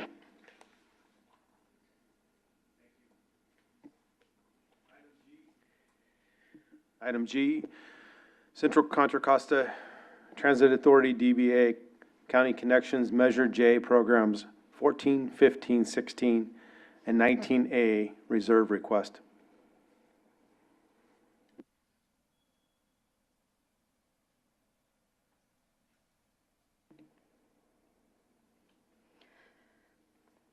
All right, so we've just talked about the Measure J reserve policy and what it was created for, and now we're going to talk about the two requests that we have received for our Measure J reserves. Starting in April, the authority sent a funding request process letter that outlined what would be required to be provided to the authority in order to make a request for the Measure J reserve dollars. On May 1st, those applications, the letter submittals were due by the operators that were interested in making a request for that funding. County Connection submitted their formal request based on our policy on May 1st. And then on June 10th was the deadline for the operators to provide additional clarifying details around their request to meet the requirements of the initial funding request letter. And now we are meeting to discuss it. So this is the request that has been made by County Connection versus available fund balances. For Program 14 bus services, they're requesting $365,000. For Program 16 Express Bus, they're requesting $365,000. And for Program 19A, which is additional bus enhancements, they're requesting $207,000. There was an additional request made for the full balances of Program 15, which goes through our Accessible Advisory Committee and will go through the formal claims review process before that money is released, but it will be in contingency with this request. So the total request is $937,592. There is a slight discrepancy in that Program 19A also funds City of Martinez maintenance of the Pacheco Transit Center, and so this would have to be a conversation to make sure that they are okay with there not being any additional funds left over to fund that ongoing maintenance effort. So looking at the County Connection budget, this is their operating revenues in the thousands for their fiscal year 27 budget. As you can see, they have a very diverse funding set. Measure J is 15% of their budget, and this table is directly copied from their budget report. This is just a breakdown of your funding. You can see, particularly if you look at the Bay Area BART feeder service, which is towards the bottom, you can see that those feeder service payments are stopping after fiscal year 26, showing the zero out. And you can see reflected in the other state grants the potential for an SB 63 loan, but it's not taking into account future revenue from SB 63. These are the operating expenses in County Connections fiscal year 27 budget. You can see that predominantly it's wages and benefits as well as outsourced purchase transportation.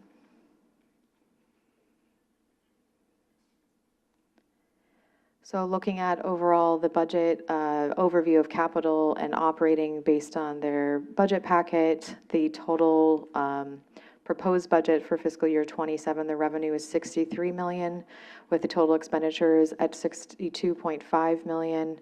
So there is a relatively balanced budget. They're showing 33 million approximately in their TDA reserve balance and 4.7 million in their discretionary reserve balance.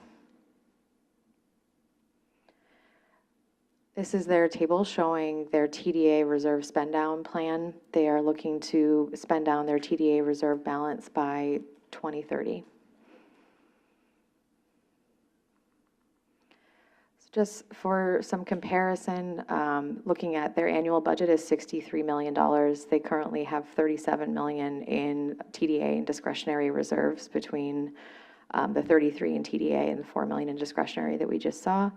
And what is available to them from the Measure J reserve account is 3.2 million, and they are requesting their full portion, which is the 937,592 plus the additional payout from Program 15 pending AAC approval.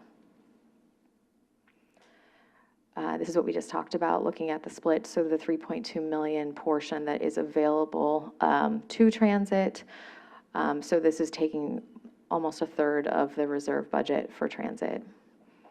And just keeping in mind our commitments to funding the future TEP, the full cost of that is the total of $8 million, which has been authorized by the board.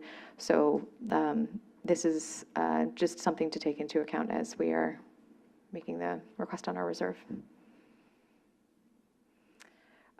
And now it is up for discussion to consider their request, ask any questions, and I'll invite Bill up to add any additional commentary on your budget. Answer questions. Thank you, Danielle. Amber has already introduced herself, so she's taken that wind out of my sail. But I brought Amber up because I imagine there may be nuanced financial questions that this committee would like to ask, and quite frankly, I'm just nowhere close to the expert that she is, or Hisham, for that matter. So I wanted to set the stage. You know, why would we be asking for these funds? And I think it is important to recognize these funds used to be distributed to us just as a course of action, as Tim said earlier. At least prior to December 22. I think it's important to begin to discuss what's going on. And of course, we're all suffering to CTA or CCTA as well, as Measure J is not performing as was hoped. County Connection is predominantly a sales tax funded entity. So fully 80% of our funding comes from sales tax, Measure J being one of those very important ones. What we have seen over, when we look at a span of decades, maybe 30, 40 years, our sales tax growth hovers around 2.8%. Unfortunately, CPI is higher than that, and our expenses approach 3.2%. What's been happening ever since the Great Recession of 2008 is roughly every 5 to 6 years, we have to cut service in order to remain fiscally responsible and be able to maintain cash flow. So, having said that, we provide 34% less service today than we did in 2008, which is unfortunate. Today, beginning in July for this current fiscal year, we have a $6 million deficit. We did draw down from our reserve, and we have a healthy reserve on the TDA side in order to balance the budget, not cut service for our customers. However, it's unsustainable, and our board recognized it's unsustainable, and it's growing. And it's growing even in unexpected ways beyond actions that our board has taken. So we drop below. We have to have a minimum a threshold of our reserve in order to guarantee cash flow because we are a wage and benefits-based organization. It's all drivers, essentially, and mechanics. That is the bulk of the expense of managing what we do. So we have to have a minimum threshold or we won't be able to cut checks. So our board took action in April to plan for a 22% service reduction based on the rate at which we are eating up our reserve in order to once again remain fiscally responsible and balance the books. Unfortunately, about a month after taking action to do that 22% service cut, and that is scheduled for July 2028. CARB, and I think this was mentioned actually by one of the public speakers, CARB on May 28th took action on a series of amendments that essentially defunds the Cap and Invest program, the transit and the transit component of the Cap and Invest. That has a direct and negative impact on County Connection and my fellow operators. An additional $1.5 million comes right off the top as a result out of the LC top part. We are funded under 2 other programs in Cap and Invest. It's still a little unclear what that's going to be. We do get ASIC funding to help, and the ASIC funding actually funds the Route 4 in Walnut Creek, a portion of it, and the frequency that we have. So that ASIC funding is going to be cut as well. It's unclear. It's a little muddy to look into. We don't know what that number is going to be, so I can't give that number with any kind of assurance to CTA staff or this committee. We also receive on the capital side funding through Cap and Invest. We have about $30 million worth of capital projects being funded through that. That is predicated on future funding of Cap and Invest that's now at 0 today. So we know that there will be portions of our capital projects that will be clawed back. And we're not sure what that is either. We just don't have the crystal ball to know what that's going to mean. So moving forward, what does that mean? And there's one other very, very important component. I have been informed by the chair of MTC, who is also a member of this board, that I cannot count on TDA for future funding if, in particular, SB 63 does not pass. So that huge reserve that you see on the chart that looks like a massive reserve is actually not County Connections. It's held by MTC. I don't have control over that reserve. I get to ask for portions of it each year. And now the chair of MTC is telling me that I cannot count on it beyond November. So what are we trying to do and why are we here asking for funding? I now know that I have to accelerate the service reduction that my board approved in April for 2028. Now I have to bring it up into next fiscal year. And I am trying to collect as much revenue as I know that I possibly can to mitigate the depth of that service reduction and or when I start that service reduction. And that is the point, that is the reason we are here asking for those funds. We recognize what 2CTA is doing. We fully respect their goals and their intents, and we don't make this type of a request lightly. We're all in a similar budget crunch, and so we recognize this is not going to be an easy decision for the committee and or the board as well. So I wanted to put that out there because, of course, we have our own self-interest in preserving as much service as we possibly can for the riding public. And there is also an interest from 2CTA, and that's got to be balanced. Anyway, I think that sets the framework for the purpose and why we're here and why I would even make a request of these funds. And so I would respectfully request that you would honor that request if possible. Thank you.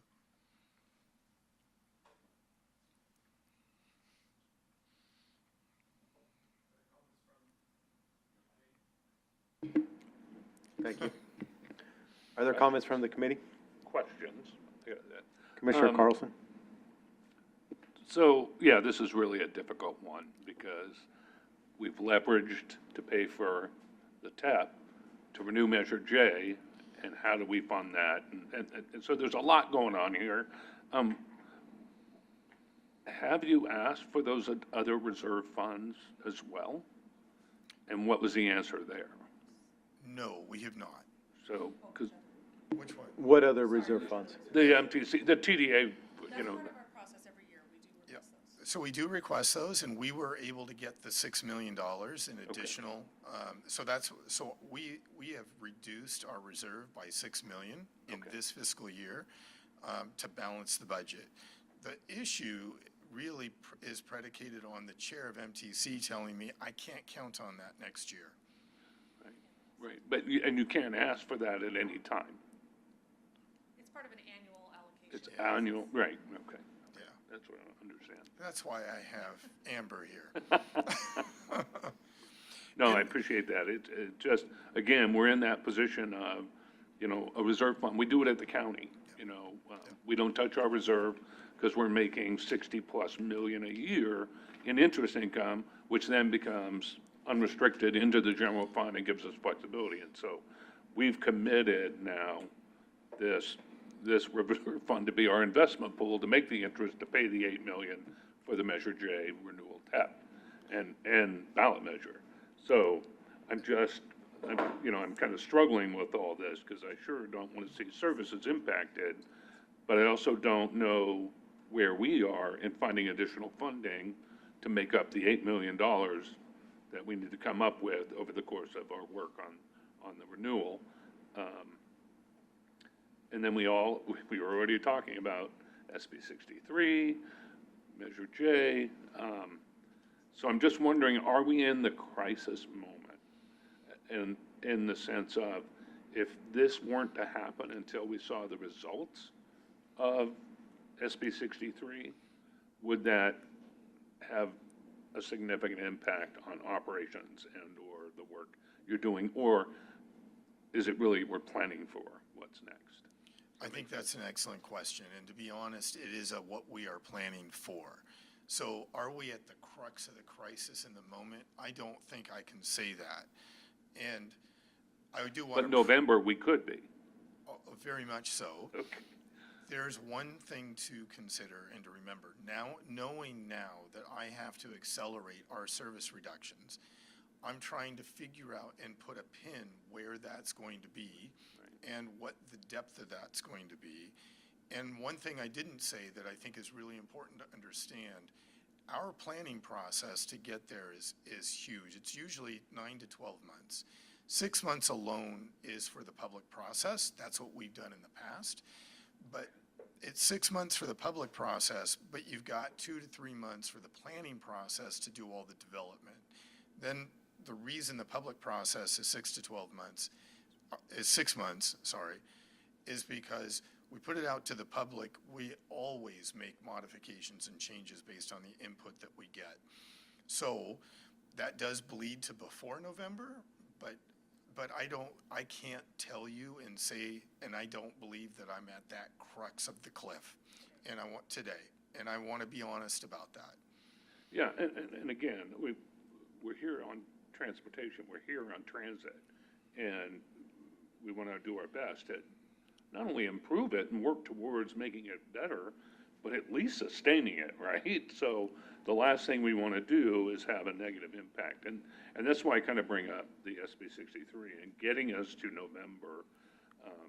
We would have to find where we're going to backfill potentially, at least 1 million, but depending on, I haven't looked, but the other operators saying, we want it all. And let's say we gave it, that's a hit when it comes to the investment that we're making on the next hope, right? So we don't know what's going to happen with 63, let alone a renewal, where our world's going to be in 28 or 30, depending on, so again. Well, we appreciate the consideration, and we understand the difficulty of the debate and the question. Well, and I definitely think this is a discussion for the whole authority board. I mean, there's so many moving parts right now in our lives. And you don't know what the Air District, CARB, or anybody else's MTC is gonna do in all that still, so. I almost wish we were in November. You know what I mean? Let's vote, Well, let's know where we're going, instead of having that huge dark cloud hanging over all our heads. yeah, and I'm just here to provide information, but I mean, we can release these funds at any time. So I just want to make that really clear, like, the request is here, you know, the board can decide to release the funds now, or the board can release the funds. It's completely up to the board how you all want to handle this, you know, I just, but Yeah, this has to be a full board decision. yeah, it has to be, I mean, Yeah, that's why I say, I think yeah. it just needs to elevate to the. yeah, we're just following the process. It Yeah, has to go through planning committee, and then it's got to go through the full board. But I just want to note that, for example, AC Transit, they reached out to me, they said, hey, do we need to request these funds today? And I'm like, no, you can come back at any time and request these funds, you know? And so I think to your point, Commissioner Carlson, like there is a lot of uncertainty, right? And I think we need to figure out the best way to plan for that uncertainty. Yeah, I mean, definitely, like I say, if SB 63 were not to pass, there are going to be impacts across transit, right? And so, that would, to me, that would make sense to be the decision-making time. Even if you decided with SB 63 passing, you needed to come back here, that's fine too. And I understand, I mean, the idea behind the reserve policy, I wish I could claim sometimes credit for it and sometimes not, but it happened before I got here. So again, I'm just offering up, we take this to the full authority board. I would recommend, once we get to the full authority board, kicking the can till November. And that's just me wanting to see something in this world shake out. You done? I'm done. I'm done. Mr. Armstrong? Well, thank you. You made a, compelling argument about, the challenge that's facing County Connection and just the funding uncertainty and everything, and the potential for reduction in service. But I did have a couple, maybe technical questions, and maybe a little bit for County Connection, maybe a little bit for staff. But the first one was, why did we even send out the funding request letter in the first place? Is this something we do annually? Because we've got this why did we choose to do it this year? Yeah, so, no, it's a good question. So the operators basically talked to me about, hey, we want to make this request for the funds. And so I talked with the executive committee, I talked with the board, and basically kind of tried to, this is the first time this has ever happened, right? This reserve policy is new. We established in 2022. We've never had anyone actually request the funds from the reserve policy. And so I discussed it with the executive committee, got the executive to approve the letter. And so I sent the letter really at the request of the operators of like, hey, the operators were asking me, how do we access these funds? How do we request these funds? And so that's why the letter went out. Okay. All right, thank you. And just from my perspective, I don't consider this year as an economic downturn year. I mean, there's a lot of uncertainty going on about future funding and federal, state, regional funding and everything else. But I'm not sure I see that we're in kind of the crisis mode right now, where at least at the city level, I would dip into it. Even I'll just talk for a second about the city level. Even through the 2007, 2008 downturn, through COVID, through some of the emergencies that we've had with flooding and everything else, we've never tapped into our reserve. But we maintain a pretty healthy reserve also, probably more so than most cities. And we calculate it a little bit differently. But we're kind of looking at what is the real rainy day where we got to do this. And I just don't know that we're there yet right now. That's more of a comment. Another question is, back on the one chart you had where you talked about the BART feeder funds, nothing projected in the future for 27 and 28. I don't quite understand it. Who's cutting off the BART feeder funds?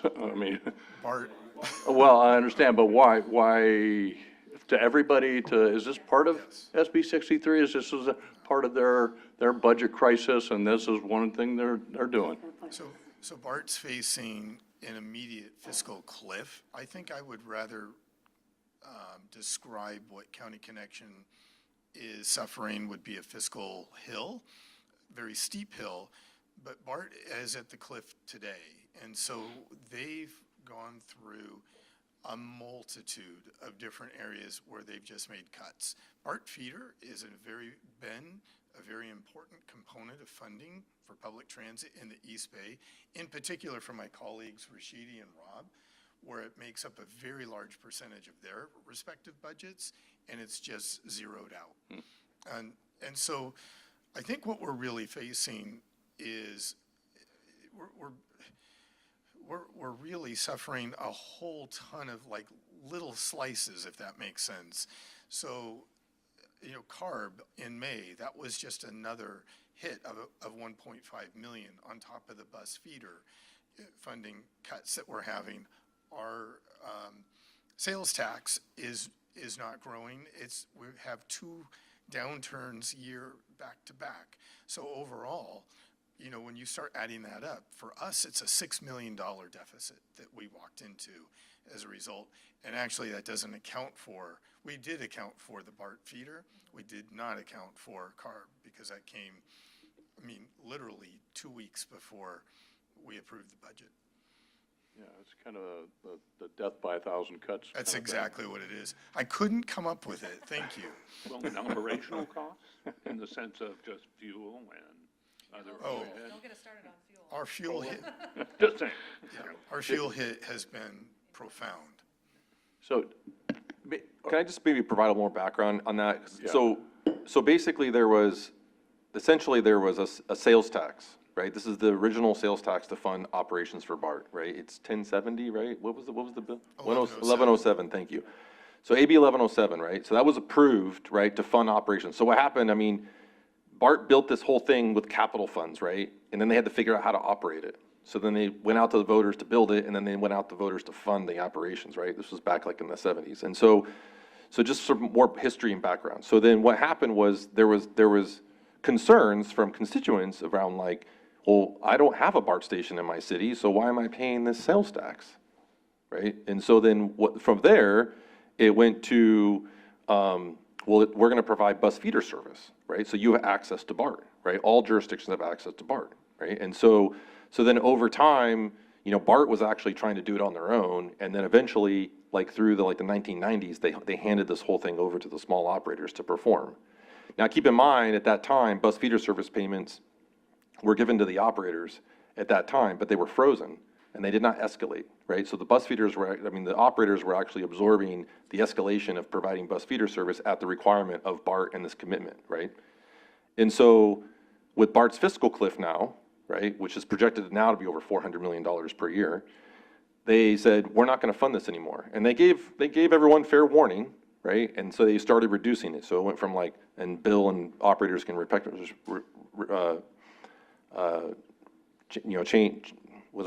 change what I'm going to say, but basically, I'm operating on 4 hours of sleep right now. So, but basically what happened was, so they started reducing 75%, then 50%, and then this right here, FY27, no more, zero, based on this fiscal cliff, right? And so now it's a huge impact to them, right? And I think to the earlier point on SB 63, you know, this is a deficit that's being created by the BART fiscal cliff that then has to be backfilled by SB 63, as Rashidi was talking about, right? And so again, I do agree with Bill. It's like death by 1,000 cuts here, you know. And so, but I think to the point here is that MTC recognizes that we have to get through this SB 63 decision, right? We have to get through this SB 63 vote. And so MTC is actually loaning RM3 funds to the operators, right? At a 0% interest. And if SB 63 does not pass, then we'll figure that out. But if it does pass, the operators are inclined to pay it back through RM3 payments, basically over time, you know, through windfalls and increases and all those types of things, right? And so that's how the whole setup is. And so again, it's just, to your point, Commissioner Carlson, everyone's trying to just get through this upcoming fiscal year to determine what's going to happen. And if 63 does not pass, then, you know, the whole thing explodes and we're all going to be here having some really serious conversations about how to really make and maneuver how we're going to do things, you know, and which could involve, you know, depending on what the board's desires are, you know, could involve expenditure plan amendments to give more money to transit, right? It's really at the desires of the board of how we want to do that. So if SB3 does not pass, we will work with the operators to come up with like option A, B, C, and D, you know, and present that to the authority board of how to, you know, make this all work if it does not pass. But to your point, Commissioner Carlson, we're all waiting for this thing to happen in November, and then we can probably make better decisions about what's going to happen. Well, that even goes to the TEP we're working on now. I mean, if SB 63 does not pass, we're starting almost over at ground zero, trying to figure out how to close the loops on existing services, but what we're going to put in front of voters as we approach 2034. So that's why I'm kind of in a holding pattern for November. Yeah, and Bill's right. I mean, the TDA funds, there is some uncertainty around that, right? Like BART, by resolution, BART has priority over all TDA funds in the Bay Area. And so BART can request the TDA funds at any time. I think BART's trying to be somewhat, I'll say, quote unquote, you know, a good colleague or a good partner, you know. And so SB 63, once that happens, then I think, you know, BART, if it does not pass, then a lot of the TDA funds are probably going to shift over to BART. Again, ground zero, right? And so, which we're going to have to figure out how to backfill those TDA funds, which is a huge part of these guys' budgets, of how we're going to backfill those funds and what does service actually look like in Contra Costa County post SB 63. Okay, all right. Well, thank you. I think I'm inclined to, I mean, at our level, I'd say let's move this to the full board. This is a good discussion, but this is a challenging problem. I'm not sure I'm ready to recommend releasing the funds, but I understand the argument and the need and the request. But I'm probably leaning more towards, you know, let's see how the SB 63 thing shakes out, and if it's, you know, if it's a bad result, then we have the option to release funds at that point, and we got to come up with a bigger plan anyway. But anyway, I'd say let's move this to the full authority board. And I don't know what we're going to talk about next on the next item, but it's probably going to be the same discussion. Yeah. Any other commissioner comments? No? Okay. Is there any public comments? Sorry. Are there any public comments? We have not received any public comment. You want to talk? Yes, please. All right, we open public comment. I don't. Well, I do too. The mayor's conference is in my city. Oh, yeah.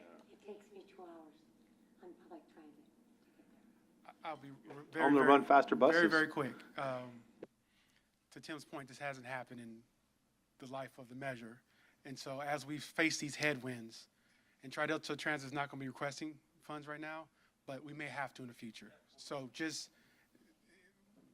this may happen again. Thank you. Can Any I other- offer a motion? No? Any other public comments?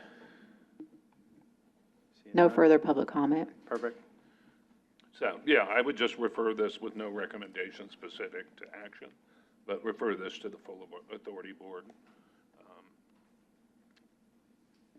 I think we need a roll call vote on that. Do we need a roll call vote, Terry Ann, on that, just to move it to the board? I'd say yes. Is there a second? I'll second. Terry Ann, could you conduct roll, please? Commissioner Armstrong? Yes. Commissioner Carlson? Yes. Commissioner Xavier? Hi. Vice Chair Meadows? Yes. Motion passes unanimously with Chair Obringer absent. Thank you. Thank you. I appreciate the consideration. The next item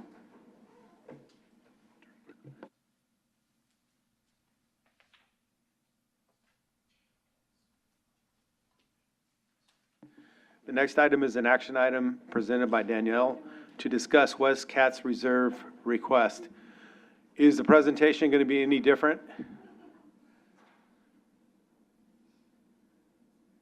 Danielle?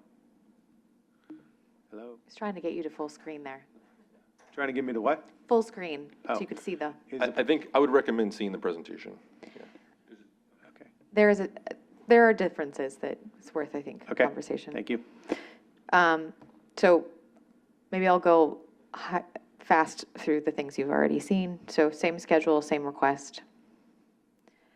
This is the total request from Westcat, so $262,560.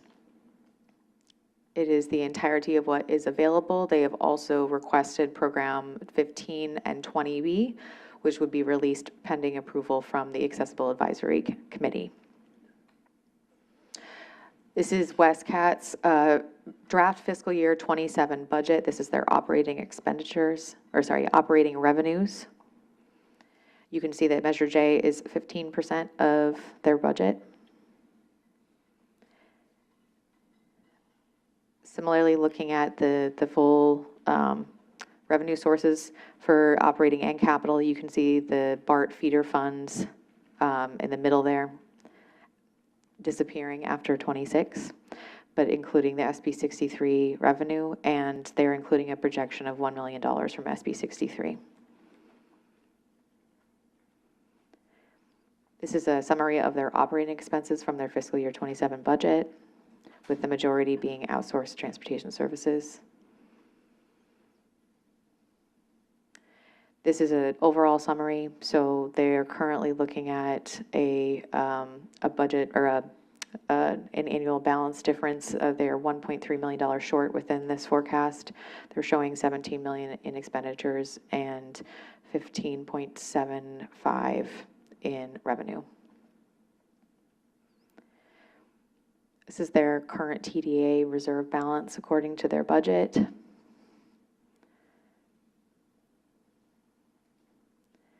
So in comparison, looking at their annual budget is 16 million. Their TDA reserve balance is around 6 million in comparison to our 3.2 million Measure J reserve and the 262,000 reserve request from them. Same looking at the total here. And that's it. Same.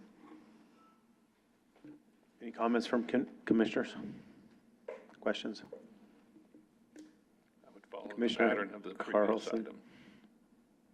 Okay, thank you.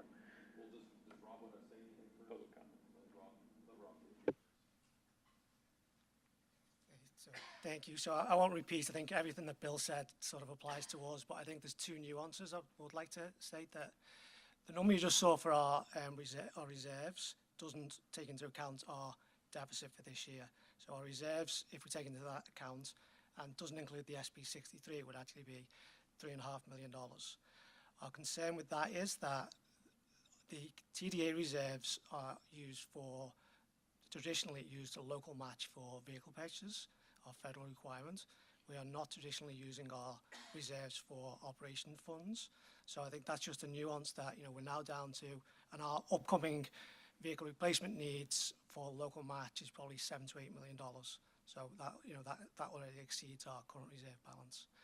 I think the other nuance I would like to just say is that we're in a slightly different situation in that we're planning service to go out on the street probably late August, late September. And if we do not receive these funds, we're looking at probably a 3 to 4% service reduction. For us, that is very significant. I mean, that's the reality of what we're doing.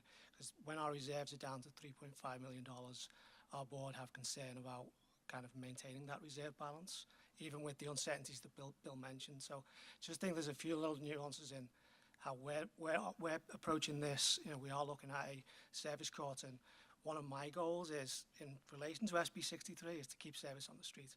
It doesn't look great for us to be, potentially reducing service before that measure comes on, but that's just the reality that we are looking at. So. Any other comments from the board? Just a question. If we were to, again, it's got to go to the full board, is it anticipated it would be on the next agenda on, I believe, the 15th next week? Okay. Thank you. Are there any, Darianne, are there any public comments? We do not have any public comment. Okay, thank you. And what does the board like to do? I would move the same as the previous, but move it forward to the full authority board, get it on the agenda for the 15th. Is there a second? Second. Terry Ann, can you conduct roll call vote, please? Commissioner Armstrong? Yes.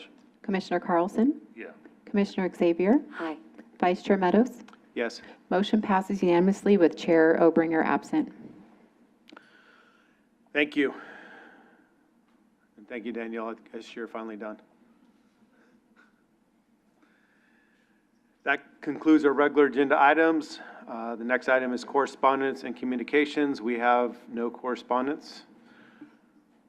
We are now moving to commissioner and staff comments. Are there any comments from the commission?